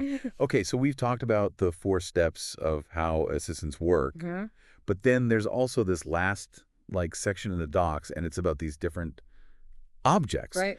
And lists, like assistant thread, run step. Yeah. I mean, what does that mean in the context of, like, building with this API? Yeah. So think of these objects as kind of like the blueprint of your whole system, right? Yeah. So you have your assistant, and that's like the overall AI agent that you're creating. Yeah. You have your thread, which we just talked about, and that's like the ongoing conversation. Uh-huh. Then you have a run, and that represents like a single instance of the assistant actually doing something. So maybe it's answering a question, maybe it's running some code, it's like one unit of work. Okay. And then each run is broken down into even smaller pieces called run steps. Okay. And that's like a really detailed log of everything the assistant did. Got it. So it's what models did it use, what tools did it call, what were the inputs, what were the outputs. So if I'm understanding this correctly, Right. we have our assistant Yeah. defined by, like, its instructions and its Yeah. persona that's operating within a thread. Yes. Which is like an ongoing conversation. Yep. Each thing that it completes is called a run. Right. And we can see all the nitty-gritty details of that run Yeah. by looking at the run steps. You got it. You got the big picture. Amazing. Okay. So I think we've covered a lot of ground here. I know for me personally, like, just having this conversation, I feel like I have a much better Right. understanding of, like, what this API is all about Yeah. before diving into the docs. So Yeah. for our listeners out there, they're ready to start building. What, like, key takeaway would you give them as they kind of go forth and explore? Yeah, I think the biggest takeaway is just like remember that this API lets you create really powerful and flexible AI assistants, and you can really customize them to fit exactly what you need. Right. So don't be afraid to just like play around with it, experiment, try different instructions, different tools, different iterations, and just see what amazing things you can build. Love it. Well, folks, that is our deep dive into the OpenAI Assistance API. Yeah. We've kind of laid out the groundwork here. Yeah. Now it's your turn. It's time to build. Go build something amazing. And as you're exploring the documentation, I want you to ask yourself, what problem can I solve? What process can I automate?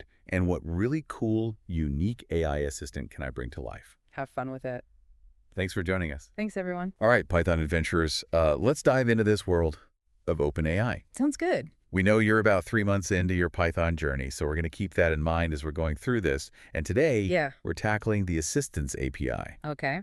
It's a powerful tool, and together we're going to build a mental map of how it all works. Right.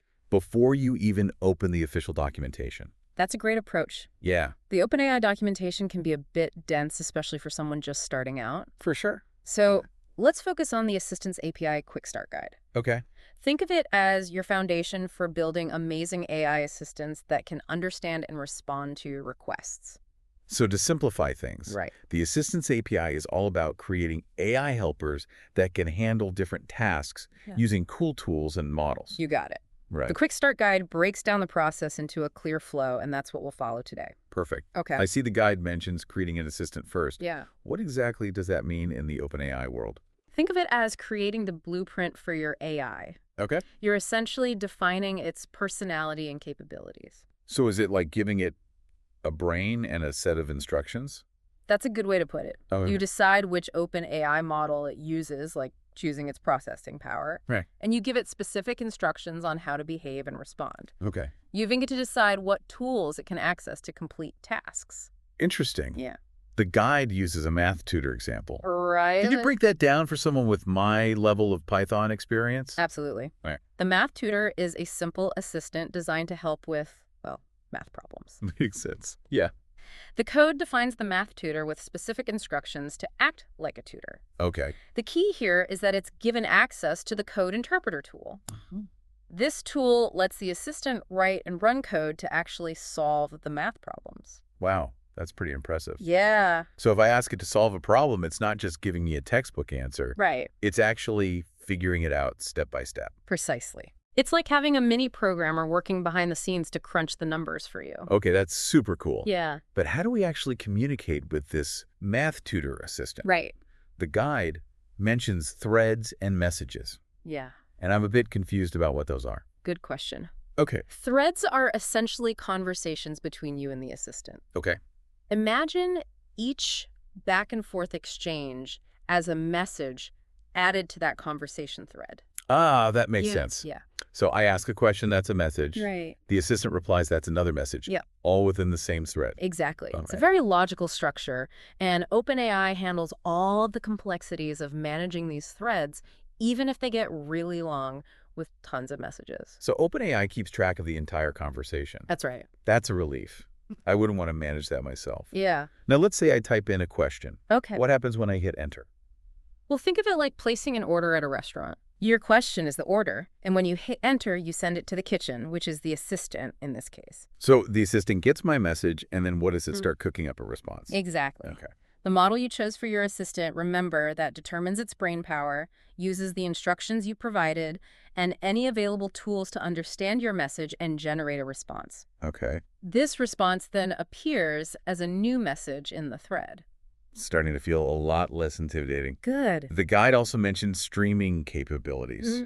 Does that mean I can see the assistant's response in real time as it's being generated? You got it. Wow. It's like watching the chef prepare your dish right in front of you. Cool. With streaming, the response comes in chunks, creating a more interactive and engaging experience. That's cool. Yeah. It's like those chatbots that show you the text being typed out. Right. Very dynamic. Uh-huh. I'm a little curious about how that works in code, though. Okay. I'm still new to Python, so maybe we could take a peek at that. Sure. Let's look at the code for streaming responses. Okay. You'll see it uses something called an assistant event handler, Right. which is essentially a way for your code to listen for specific events as the assistant is working. Right. Don't worry too much about the technical name right now.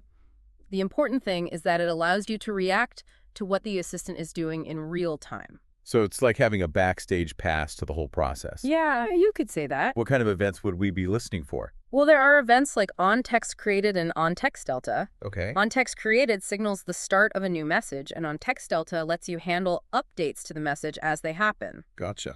So as the assistant is generating the response, you can display each chunk of text as it arrives. So as the model is thinking and crafting its response, we're getting live updates. All right. That's pretty neat. Yeah. Are there other events we can listen for? Absolutely. You have onToolCallCreated and on-tool call still delta, which, as their names suggest, have to do with the tools the assistant uses. I'm guessing on tool call created fires when the assistant decides to use a tool. You nailed it. Okay. It's like the chef in our restaurant analogy selecting a specific ingredient. Got it. Yeah. And on tool call delta gives you updates on how that tool is being used. So we can actually see what's happening as the assistant is working step by step. Exactly. Okay. It's like watching a master chef at work, seeing how they combine different ingredients to create a final dish. All right, I'm starting to get a much clearer picture of how these pieces fit together. Good. I'm sure our listeners are feeling the same way. Yeah, I hope so. It feels a lot less overwhelming than just diving straight into the documentation. That's what we're aiming for. Yeah. Breaking it down into digestible pieces. This is great. Remember, the Quickstart guide is just the beginning. Fine. The full documentation goes into much more depth, but you'll be much better prepared to tackle it now that you have a good overview. And it sounds like there's even more to explore in the next part of our deep dive. So stay tuned, everyone, because we're just getting started. That's right. Welcome back. I'm glad we could shed some light on those initial steps in the OpenAI Assistance API. Yeah, There's a lot to unpack, for sure. but it gets easier as we go. Definitely feeling more confident already. Good. We've covered creating assistants, Yeah. how conversations are structured, Mm-hmm. and even got a sneak peek at the code for streaming responses. That's right. But I'm curious. Yeah. Earlier you mentioned OpenAI handles those long conversations, Yes. even if they get really big. Yeah. How does that work? Okay. I mean, can the assistant remember everything? That's where the concept of a context window comes in. Okay. And imagine it like the assistant's short-term memory. Right. It can only hold so much information in mind at once. So it's like trying to remember a shopping list without writing it down. Exactly. You can only keep so many items in your head at a time. The context window represents that limit. Okay. As a conversation grows and new messages are added, the older messages might get pushed out of the context window to make room for the new ones. Does that mean those older messages are completely gone? Not necessarily. Okay. They're still stored within the thread itself.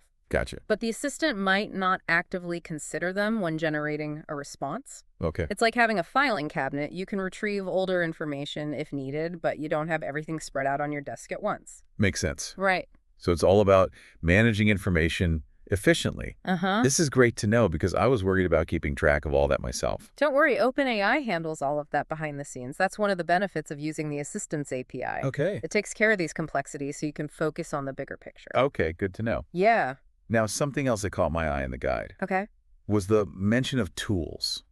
Right. We talked about the code interpreter for our math tutor example, Uh-huh. but what other tools are out there? There are some pretty exciting tools available, and they really expand what your assistants can do. Okay. Code Interpreter is great for tasks involving calculations and code execution, but you also have Retrieval. Retrieval, what does that one do? Think of it as giving your assistant access to a vast library of information. Okay. With Retrieval, your assistant can search through specific documents or databases to find relevant information and use it to answer questions or complete tasks. Wow, that's powerful. It is. So it's like giving my assistant a research team. You could say that then there's function calling. Okay. Another intriguing name. Yeah. What's function calling all about? This is where things get really interesting. Function calling lets you connect your assistant to external APIs or web services. Wait, so my assistant could interact with other applications or websites? Exactly. It opens up a whole world of possibilities. Oh. Imagine your assistant booking appointments, sending emails, controlling smart home devices, all based on your natural language commands. That's incredible. Yeah. It's like having a personal assistant who can do almost anything. Right. But with all this power, it also seems like things could go wrong. Mm-hmm. What happens if there's an error? That's an important consideration. Yeah. And the Assistance API is designed to help you with that as well. Okay. It provides clear error messages that can guide you in troubleshooting any issues that might arise. So it's like having a built-in mechanic You got it. who can tell me what's wrong and point me in the right direction to fix it. Precisely. The documentation provides details on different error types and what they mean. Okay. Understanding these errors is key to creating a more robust and reliable assistant. This is all incredibly valuable information. Good. I'm glad to hear that. I feel like we've assembled a really useful toolbox for tackling the full Assistance API documentation. Yeah. What else should our listeners keep in mind before diving in? Don't be afraid to experiment. The Assistance API is all about exploring and discovering what's possible. And remember, there's a whole community of developers out there who are happy to help. That's great advice. Learning is always more fun when you're part of a supportive community. For sure. I'm excited to see what our listeners create with this powerful tool. Me too. Welcome back to the final part of our deep dive into the OpenAI Assistance API. Yeah. It's been quite a journey, but I feel like we've really demystified some of the key concepts. Absolutely. We've explored how to create assistants, how conversations are structured, and even touched upon powerful tools and error handling. And all of this without even opening the official documentation. Right. I think our listeners are well equipped to tackle it now. Definitely remember that next step section we mentioned in the Quickstart guide. Right. That's our launchpad for further exploration. So where does that launchpad take us? It points you to the deep dive section within the documentation. Okay. This is where things get really interesting. You'll find in-depth explanations, technical details, and advanced concepts. Sounds like we're going from a bird's eye view to a close-up examination. Precisely. You'll also find dedicated sections for each of the tools we discussed. Okay. Code interpreter retrieval and function calling. You can really dive deep into how they work and discover creative ways to use them. So now that our listeners have a solid foundation, they can explore those tools with confidence. Exactly. And for those who like to learn by doing the next steps section, also leads to the assistance playground. Ah, the playground. I've heard whispers about this. What's so special about it? It's a hands-on environment where you can experiment with the Assistance API in a more interactive way. Okay. You can tweak settings, test different prompts, and see how your assistant responds in real time. So it's like a sandbox for building and testing AI assistants. That's a great way to put it. It's a safe space to play around, make mistakes, and learn through trial and error. That sounds incredibly valuable. It's like having a virtual lab where you can tinker and experiment without any risk. Exactly. It's the perfect complement to the documentation, providing both the theoretical knowledge and the practical experience. This has been an amazing journey. I'm feeling so much more confident about exploring the world of OpenAI and the Assistance API. That's fantastic to hear. Remember, the OpenAI community is thriving with tons of resources and support available online. Yeah. Don't hesitate to reach out and connect with other developers. And to all our listeners, we encourage you to dive in, explore, and create something amazing with the OpenAI Assistance API. You've got this. Until next time, happy coding. All right, Python adventurers. Ever feel like OpenAI's documentation is this, like, huge, mysterious forest? Yeah. We're about to give you the map and compass for a smooth journey, especially if you're about 3 months into your Python quest. No more getting lost in the jargon. We're after clear landmarks. Exactly. By the end of this deep dive, you'll be able to open those docs and actually know, like, where to go, what to click, and what it all means. Think confident explorer, not confused wanderer. Okay, so first landmark. Building our own AI assistant. I'm picturing like a little AI buddy who helps me code. Am I close? You're on the right track. An assistant is a focused AI agent that you get to design. You're not just using some like pre-made AI, you're giving it a specific purpose and set of skills. So instead of just asking ChatGPT a random question, I'm crafting an AI that's already an expert in a certain area. That's powerful. Exactly. And the instructions parameter is like giving your assistant a detailed job description and a personality. You could say, you're a data analyst who loves finding trends, or you're a creative writer who specializes in sci-fi. Wait. So I could have an AI analyze my data and write me a story about the results. That's way beyond what I thought was possible. And to make your assistant even more powerful, you can equip it with tools. Imagine giving it special abilities like writing and running code, searching through files, even creating images. Whoa, that's next level. But what if I need the AI to work with my own files? Like for that data analysis example, can it access my spreadsheets? Absolutely. You can use the tool resources parameter to give your assistant access to files. For example, you could connect it to a .csv file full of data for that analysis project you mentioned. So it's like I'm handing the assistant the raw materials it needs to do its job. I'm really starting to see how this all fits together.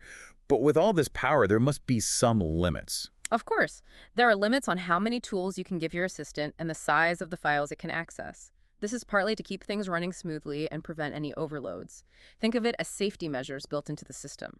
Okay, that makes sense. It's like having safeguards to make sure things don't get out of control. But let's say I've built my assistant, given it tools. Now I need to actually tell it what to do. Is it just a matter of typing in commands? It's more like having a structured conversation. You use threads to organize these conversations, and each back and forth exchange is a message. It's very similar to how you text with a friend. So the thread is the whole conversation history, and messages are the individual texts we send back and forth. But just like in a real conversation, I can't expect the AI to remember everything we've ever talked about, right? You're right. The AI has a context window, which is like its short-term memory. It can only hold so much information at once. OpenAI has cleverly designed the system to manage older messages, so the AI focuses on the most recent and relevant parts of the conversation. That's a relief. I wouldn't want to have to constantly remind my AI Huh. assistant about what we were talking about. But speaking of things AI can do, this whole analyzing images thing, that's seriously blowing my mind. Image understanding is where AI starts to feel truly futuristic. You can give your assistant images through URL or upload them directly. It can then analyze the image, tell you what it sees, and even compare it to other images. Wow, that's incredible. I could see that being useful for so many things. Hmm. Say, if I'm building a website, could I have an AI analyze product photos for me? Absolutely. And there's a detail parameter that lets you control how deep the AI goes with its analysis. Low is for quick insights. High gives you more in-depth analysis. And auto lets the AI decide what's best based on the image and your request. So it's like choosing between a quick scan and a detailed report depending on what I need. That level of control is amazing. Yeah. But even with all this power, AI still has limits, right? It's not like it's got an infinite brain capacity. Exactly. Just like our human brains, AI has a limited context window, the amount of information it can process at once. We need to be mindful of this when we're designing our assistants and structuring our interactions. So it's not just about throwing tons of data at the AI, it's about being strategic and giving it manageable chunks of information. I can see why that's important.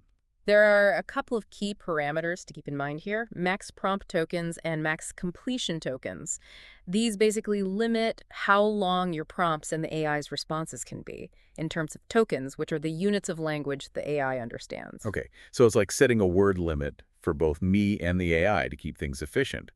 But what if my prompt or the AI's response hits that token limit? Does everything just grind to a halt? Not quite. If a completion reaches that max completion tokens limit, the run will end, but you'll get helpful info in the incomplete details section of the run object. Think of it like the AI saying, "Hey, I hit a limit here. Let me give you some more context on why I couldn't finish the task." That's reassuring. It's like having a built-in safety net so I don't get lost in a sea of incomplete responses. We're also talked about a truncation strategy. How does that come into play when we're managing the AI's context? Imagine you're telling a story. The truncation strategy is like choosing which parts of the story the AI pays the most attention to. The auto option lets OpenAI's default strategy handle things, while last messages focuses the AI on the most recent parts of the conversation. So it's about prioritizing the most relevant information, kind of like how we naturally focus on the most recent events in our own lives. That makes sense. But with all this information processing going on, I can't help but wonder, does the AI keep track of where it gets its insights from? Like if it pulls a fact from a file I gave it, does it tell me? You're asking a great question about transparency. OpenAI uses something called annotations to provide context about where information comes from. Think of them as the AI's version of footnotes. So it's not just giving me an answer, it's showing me its work. That's really cool. What kinds of annotations are there? There are two main types. Felicitation is used when the AI uses the file search tool, and it points to the specific files it used to formulate its response. It's like the AI saying, "Hey, I found this info in this document you gave me." That's reassuring, especially if I'm using the AI for research. Knowing the source of the information is crucial. And what about the other type of annotation? The other type is file path, which is used with the code interpreter tool. It points to files that the tool itself created. Think of it like the AI saying, "Hey, I generated this new file as part of my work." So felicitation is for existing files, and file path is for files the AI creates on the fly. Got it. But how do I actually see these annotations? Do they pop up like little footnotes in the AI's response? They appear within the AI's responses, but they can be a bit cryptic sometimes. Fortunately, the documentation provides a helpful code snippet that can translate these annotations into readable footnotes. Ah, so a little bit of code deciphering might be involved. I'm up for the challenge. But we've covered a ton of ground here: assistants, tools, conversations, even image analysis. Now I'm ready to actually make my AI assistant do something. How do I take all this knowledge and put it into action? That's where runs and run steps come in. They're the bridge between setting up your assistant and actually getting it to perform tasks. Okay, I'm ready to put my AI assistant to work. Let's talk runs. A run is how you execute a specific task using your assistant and all its settings. Think of it as hitting the go button on your AI operation. You create a run within a specific thread, and it uses the assistant you've designed and all the tools you've given it. So it's like giving my AI assistant a mission, complete with instructions and the tools it needs to succeed. But what if I need to make adjustments on the fly? Can I tweak things after I've started a run? You've got it. While a run will typically use the default settings of your assistant, you can actually override certain parameters when you create the run, giving you even more control over how it executes. That's fantastic. It means I can adapt to different situations and fine-tune my AI's performance as needed. But once I've launched a run, how do I track its progress? Does it just disappear into the digital void? Not at all. Each run goes through a life cycle with different statuses, so you always know what's happening. You'll see statuses like queued, meaning it's waiting its turn, in progress when it's actively working, completed when it's finished successfully, and others like failed, requires action, or expired if something went wrong. That's great. I It's hope. like having a real-time progress report so I know where my AI task is at any given moment. Hmm. But we've talked a lot about these powerful AI capabilities in accessing files, and it makes me think about data security.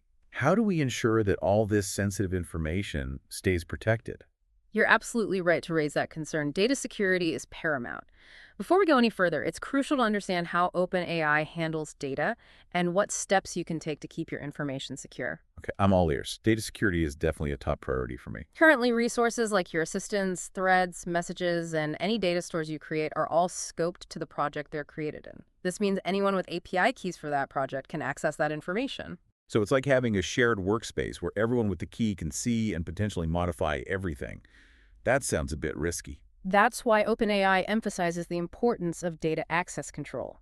You need to be proactive and implement measures to protect your sensitive information. Okay, so what are the best practices for building a digital fortress around my AI project and keeping my data safe and sound? OpenAI recommends 3 key strategies. First, implement authorization. This means verifying that anyone attempting to access or modify your resources has the right to do so.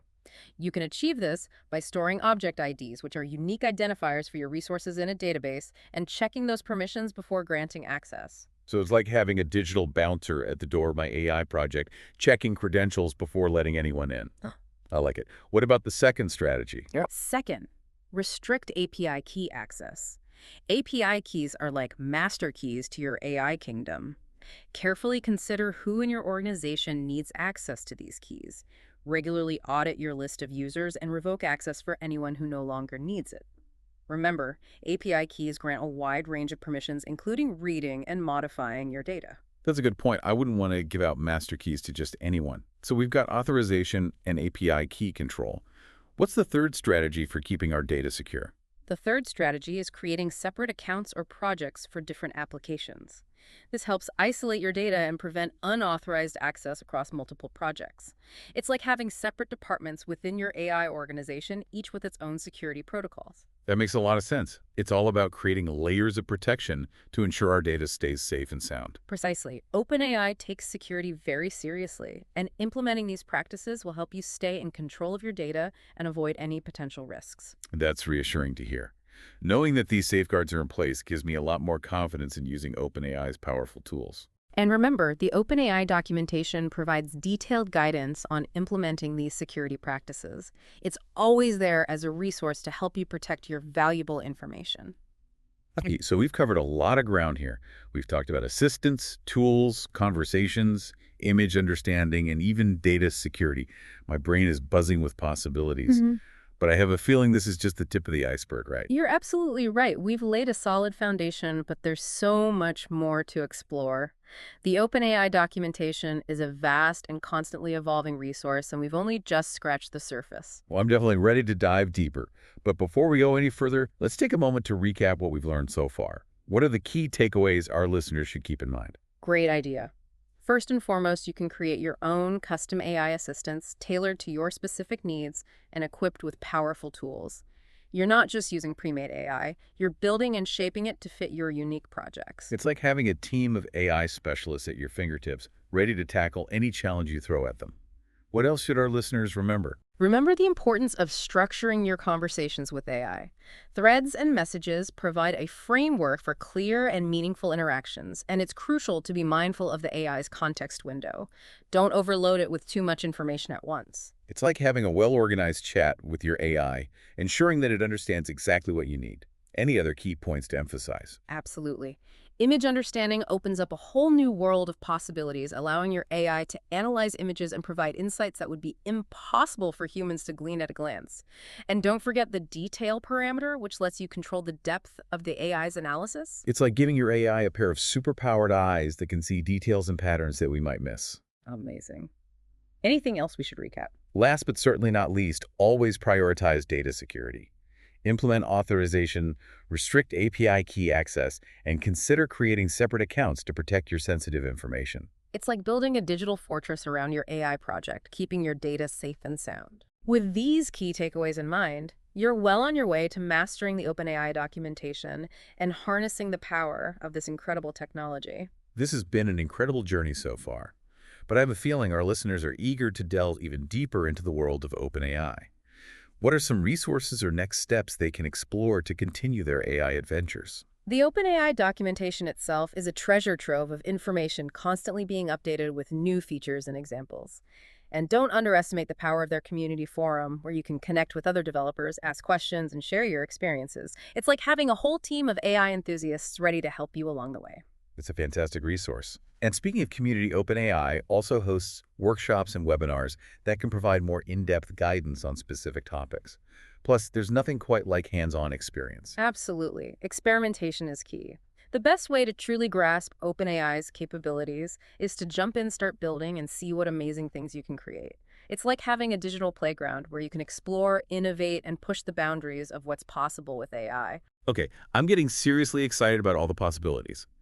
But before we unleash our listeners on the world of OpenAI, let's leave them with a final, thought-provoking question to ponder as they embark on their coding quests. A question to spark their imagination and inspire them to create groundbreaking AI-powered solutions. Now that you've glimpsed the incredible power and flexibility of OpenAI, what kind of amazing AI assistant will you build? The possibilities are truly limitless. Will you create an AI that revolutionizes healthcare, transforms education, or helps us better understand the complexities of the natural world? Only time will tell.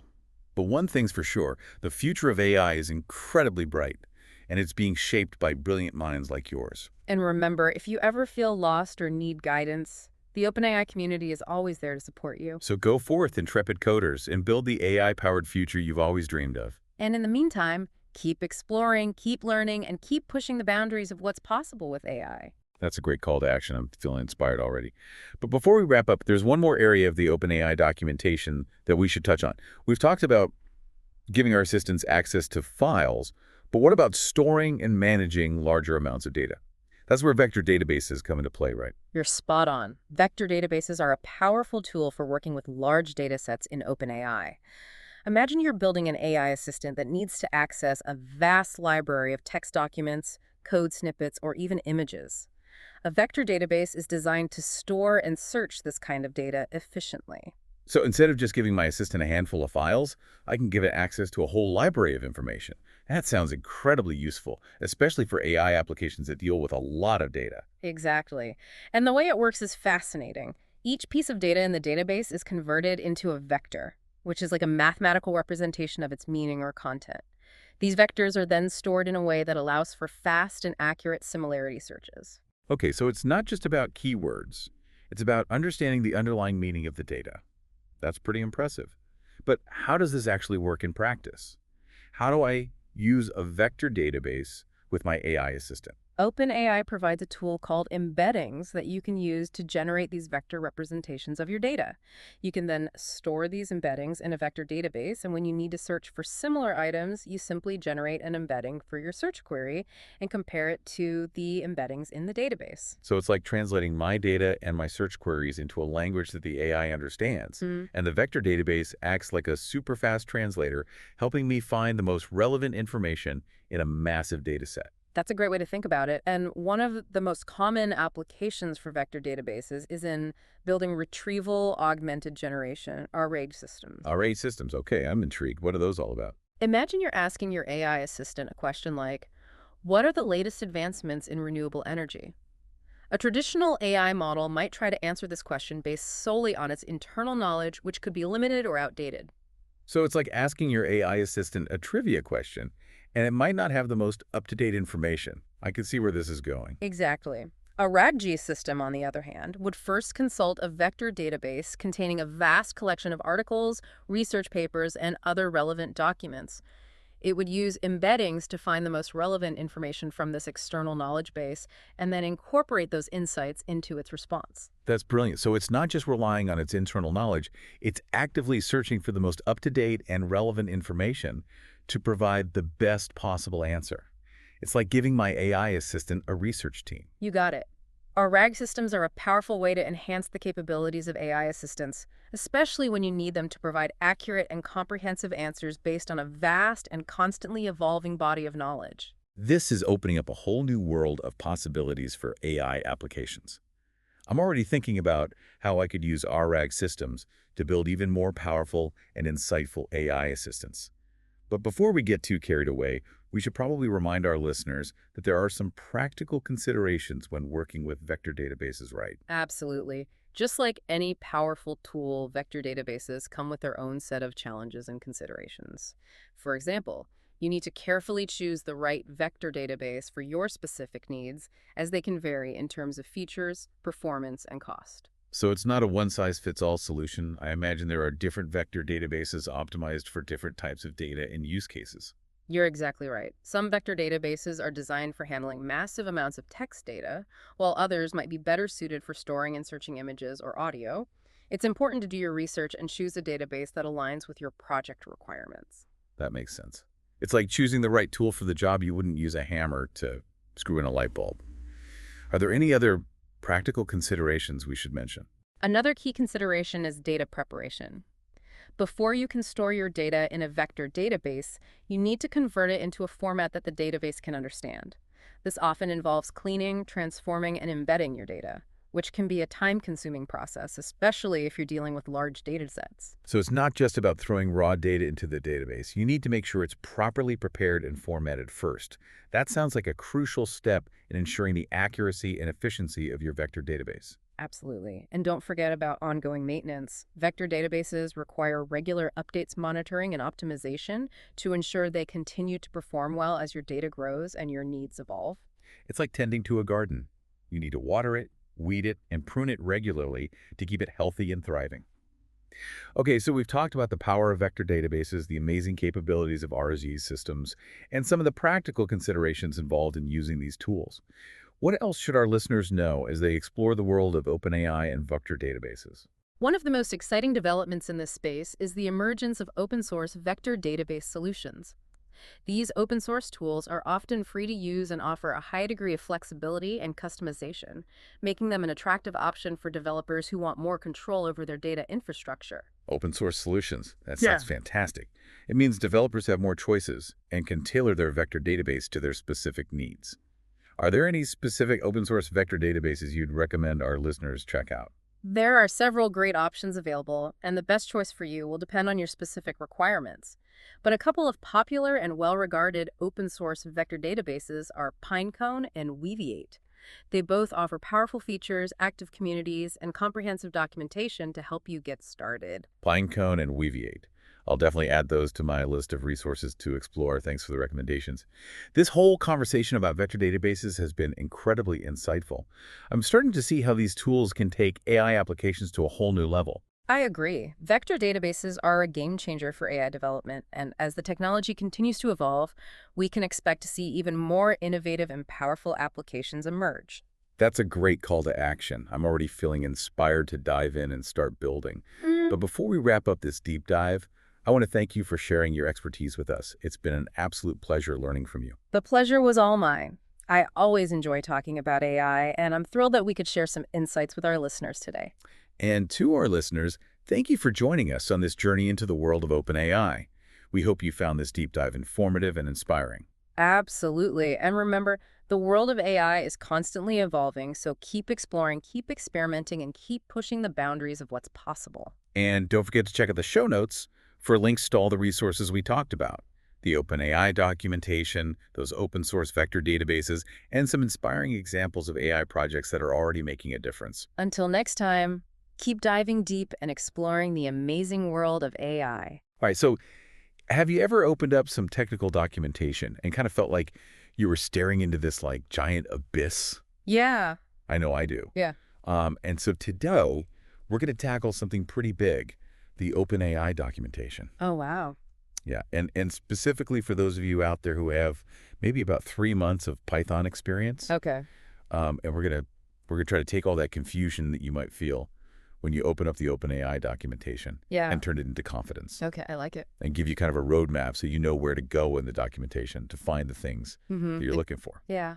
It's really important to have that roadmap before you dive in. It's like having a map before you enter a vast forest so you know which trails to take to get to where you want to go. Exactly, and one of the first things we kind of encounter in the OpenAI documentation is this idea of the Assistance API. Okay. And within that, there are three key tools that are mentioned: file search, code interpreter, and function calling. Can you kind of break those down for us and tell us what's really important for our listener to know? Sure. So these tools are kind of your companions as you're going through and exploring the OpenAI world. Hmm. And so file search is really interesting. It's like a built-in search engine for your files, Okay. but it's a very special kind of search engine. It uses something called retrieval augmented generation, or RAG. Okay, RAG. Yeah. That sounds kind of intimidating. Yeah. Could you kind of bring that down to earth for someone who's maybe just starting to get comfortable with Python? Yeah. So, when you're searching for something like, let's say, Apple in your files, a normal search might give you every instance of that word. Mm-hmm. But with RAG, the system understands that Apple could be the fruit or it could be the company. Right. So it can actually give you more specific results based on the context of what you're actually searching for. Oh, so it's like a search engine that understands what you mean, not just what you typed. Yeah, that's a big game changer. What about code interpreter? This one sounds like it could be like a beginner's best friend. It really could be. So think of it as having a mini Python programmer right inside the OpenAI system. Okay. So you give it instructions in plain English, and it actually writes and executes Python code for you. Whoa. So, for a beginner, this can be super helpful because you might not know all the intricacies of Python syntax. Right. But with Code Interpreter, you can just tell it what you want to do, and it will figure out the code for you. So you could do things like data analysis with it. Exactly. If I had a spreadsheet with like all of my spending habits, could I give it to Code Interpreter and have it kind of tell me where all my money's going? Yeah, you could just give it a few simple instructions like analyze the spreadsheet and tell me where I'm spending the most money, and it would do it for you. Wow. Okay, that's so cool. So it's not just for super complex coding tasks. It can actually be helpful for everyday stuff. Exactly. It's a great tool for learning and for getting things done. That makes it seem a lot less scary. All right, now function calling. This one seems a little bit more advanced. It is a step up, but the core concept is still very simple. It's like a bridge between your own Python code and the OpenAI system. Okay. So let's say you've written a function that does something very specific to your needs. With function calling, you can integrate that function into the OpenAI system, essentially extending its capabilities with your own custom code. So it's like taking the training wheels off, then you're not limited to what's already built into OpenAI. Exactly. You're in the driver's seat. Okay, cool. Our source material also mentions a Quickstart app. Mm-hmm. Do you think our listeners should kind of jump into that right away, or is that something that's maybe better to hold off on until they're a little more comfortable? I'd say hold off on it for a bit. It's kind of like trying to run a marathon before you've even learned to walk. Right. The Quickstart app is a great way to see these tools in action once you have that foundational understanding. So, once you kind of get the basics of file search, code interpreter, function calling, then you can jump into the Quickstart app and see how everything works together. So it's more about putting what you've learned into practice, not necessarily the first step in the learning process. Exactly. Okay, got it. Now, thinking about the OpenAI documentation as a whole, it can be pretty overwhelming when you first open it up. Oh, yeah. And in fact, our source material actually mentions submitting tool outputs as kind of a next step. What would you say is the most important thing that our listeners should keep in mind when they're navigating the OpenAI documentation? So it's kind of like finding a specific recipe in a giant cookbook, right? You don't have to read the whole thing. Right. Just find the section that has the recipe you're looking for. In this case, focus on the specific tool that you're interested in using. Find that section of the documentation and really understand how it works. Okay. The documentation will outline what kind of input that tool needs and what kind of output it's going to produce. Once you understand that, you're good to go. So just break it down into manageable pieces. Exactly. And don't get lost in this like giant sea of documentation. Don't try to boil the ocean. Yeah. Find the tool you need, understand how it works, and then go from there. You got it. I like that a lot. All right, well, it sounds like we've given our listener a great place to start. Do you have any final words of wisdom before we wrap up? Just remember, everyone gets a little intimidated by new documentation. It's all part of the process. Approach it with an open mind, a willingness to experiment, and don't feel like you need to become an expert overnight. Love it. Love it. Yeah. And to kind of leave you with a little food for thought, imagine you could build a simple app using OpenAI that analyzes your spending habits and gives you like personalized financial insights. That'd be cool. What's the very first step that you would take after listening to this? Till next time, happy coding. Sounds good. All right, take care. You too. All right, Python adventurers, welcome back to the deep dive. I know you're out there about 3 months into your Python journey, itching to unleash the power of AI with OpenAI's API. But those docs, right, sometimes they feel like a dense jungle. Yeah, you're not wrong. It's a lot to process, especially when you're still getting your Python legs. That's why we're here. Think of this deep dive as your guide to navigating the OpenAI wilderness. We're going for a clear map, not a machete. Perfect analogy. Today's expedition is all about assistance, but we're zeroing in on a specific feature called file search. Imagine this. Your code gets a super smart research assistant who can sift through your files to answer questions. Powerful stuff, right? Absolutely. But before we jump into the specifics of file search, let's lay some groundwork. What exactly are assistants in the OpenAI API world? Yeah, let's unpack that. Why should a Python beginner like our listener care about assistants? Think of assistants as powerful tools you build using the API. They can access vast amounts of information, not just from the AI model itself, but from external sources too, like your own files, product databases, even user-provided documents. So it's like giving the AI a whole library of knowledge to work with. Exactly. And that's where file search comes in. It lets you tap into the information in your own files, making your assistant even smarter. Okay, now we're talking, I have tons of notes, research papers, even code snippets that could be super useful.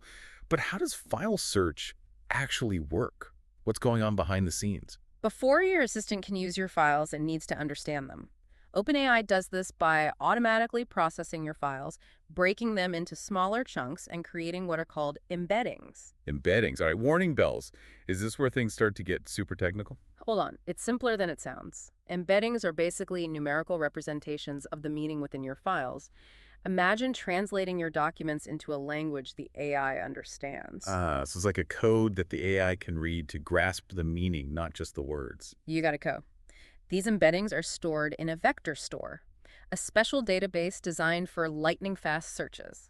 This allows the assistant to find relevant information quickly using both keywords and the meaning of your query. So it's not just matching words, it's understanding context that's impressive. Right. It combines traditional keyword searching with semantic understanding, which is pretty amazing. And luckily for us, the OpenAI documentation has a helpful Quickstart guide for file search. Music to my ears. I'm all about a good step-by-step approach, especially in the vast world of OpenAI. Should we walk through it together, taking our listener along? Absolutely. So the Quick Start Guide starts with... Hold on, before we dive into the code, could you give us the 30,000-foot view of the steps, just so we know what to expect on this journey? Sure. The thing essentially will be creating an assistant with the file search tool enabled, uploading our files to a vector store, connecting our assistant to that store, creating a thread where we can interact and add more files, and finally running the assistant to get our answers. Great roadmap. Okay, I'm ready for the nitty-gritty. What's step 1? All right. Step 1 is creating an assistant in Python using the OpenAI API. The documentation provides a code snippet that shows exactly how to do this. Let me pull that up. Okay, got it. Looks pretty straightforward so far. But I'm seeing this tools parameter with type file search. What's the deal with that? That's the magic ingredient. That line enables file search for your assistant. It tells the API, hey, this assistant needs access to external files. Okay, so we've created our assistant and prepped it for file searching. What's next? Step 2 is getting your files ready for the assistant. This involves uploading them to OpenAI and creating that vector store we talked about earlier. So like uploading all my research papers into a special AI-powered filing cabinet. Exactly. The code snippet for this step shows how to create a vector store and upload files. Processing these files can take a bit of time, especially if you have a lot of them. I can imagine we need to make sure everything's processed before moving on, right? Absolutely. The SDK has tools to monitor the processing status so you'll know when things are ready. Awesome. Our files are uploaded and organized in the vector store. What's the next stop on our file search adventure? Now we connect the dots. Step 3 is linking your vector store to your assistant. This tells the assistant where to find the knowledge you've provided. Like giving it the key to the filing cabinet. Perfect analogy. The code snippet shows how to update the assistant with the vector store ID, which is essentially that key. Got it. We've created an assistant, uploaded files, linked them together. Feels like we're getting close to the action. Step 4 introduces a new concept, threads in the OpenAI API. Threads are like conversations between the user and the assistant. Okay, makes sense. So where do files fit into these conversations? This is where it gets really cool. You can attach files directly to a thread, which creates another vector store specifically for that conversation. Wait, so now we have two vector stores, one general one for the assistant and one specific to the current conversation. You got it. This means the assistant can use information from both vector stores to find the best answer. Pretty powerful stuff. That's amazing. How long do these thread-specific vector stores stick around? Do they just keep growing? By default, they expire after 7 days of inactivity to help manage storage costs. You can customize this expiration policy if you need them to last longer. Okay, good to know. So we've created a thread, maybe added more files. Sure. Time to ask our assistant some questions, right? Exactly. Step 5 is all about running the assistant and getting those answers. We create a run to ask our questions. The model uses both vector stores, the general one and the thread-specific one, to find the best information and generate a response. This is exciting. So we just type our question and the assistant searches through all those files. Pretty much. And you can stream the response in real time for a more interactive experience. The code snippet shows how to create a run and get the answer. It even includes a trick using the include parameter to see what specific file parts the assistant used. Wow, that's helpful for understanding how it's thinking. This whole file search thing is even more impressive than I imagined. But what's happening behind the scenes to make it work so smoothly? That's a great question. It leads us to the next part of our deep dive. You mean there's more? I'm already feeling like an OpenAI whiz. We're just getting started. The real magic of file search lies in the intelligent processes happening behind the scenes. Understanding these processes is key to becoming a true OpenAI expert, even as a Python beginner. All right, I'm ready to unlock those secrets. Right. We walk through that Quickstart guide and have the basic steps of file search down. But what's going on under the hood to make it all tick? What's happening that we don't see? The fascinating thing is, OpenAI isn't just doing a simple search when you make a query.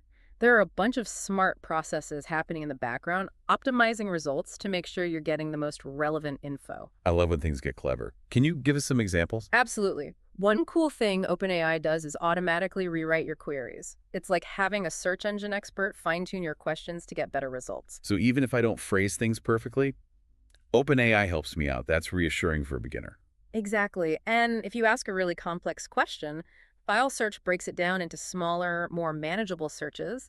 These smaller searches run in parallel, making the whole process faster. That's smart. Like a team of researchers tackling different parts of my question at once. Precisely. And remember those embeddings, how they capture the meaning of text? File search uses both keywords and those semantic embeddings to find the most relevant information. This means it can find answers even if the wording in your query is different from the wording in your files. So it's not just looking for exact matches.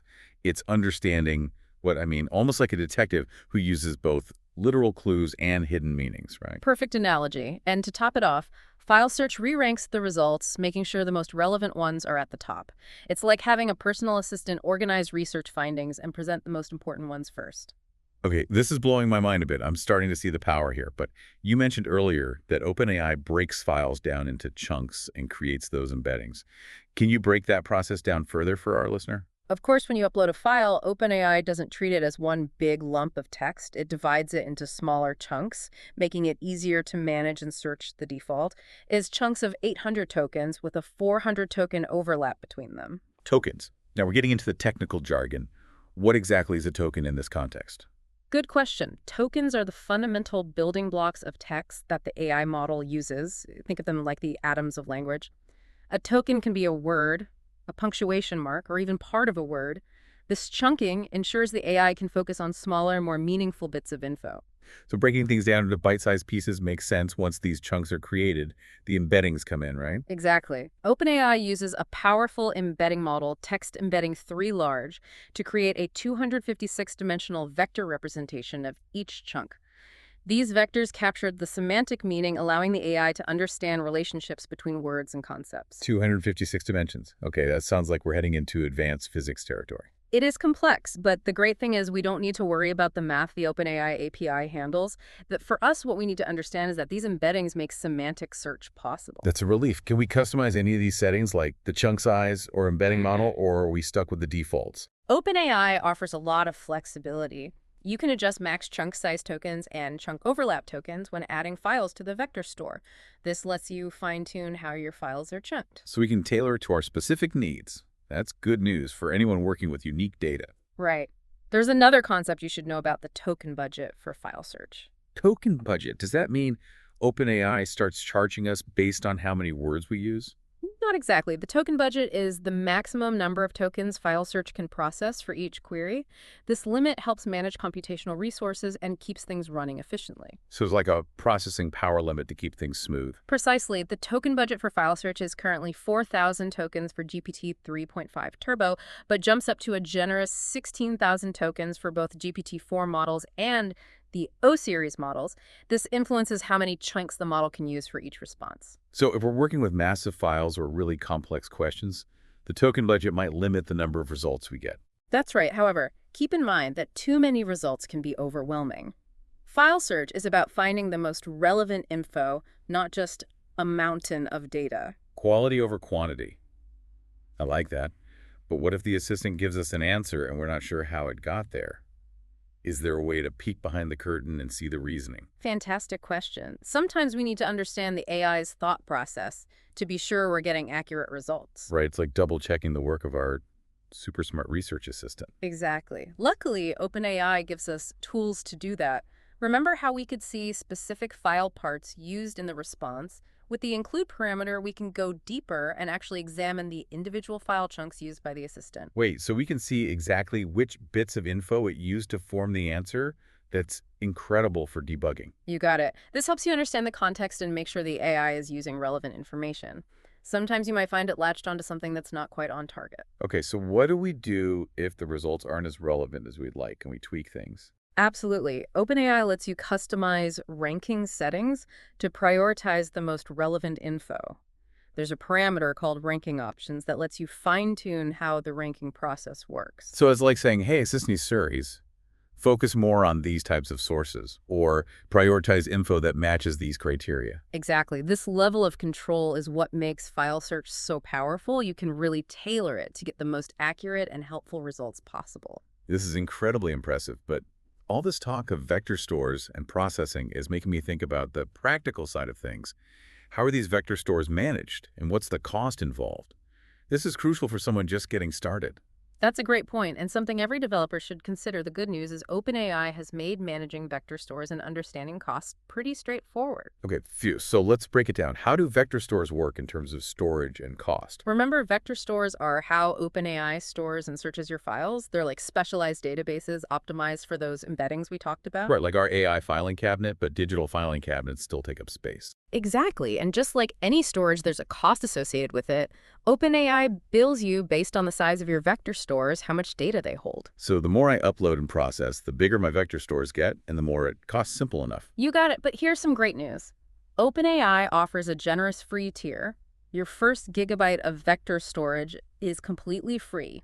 Now, that's a welcome surprise.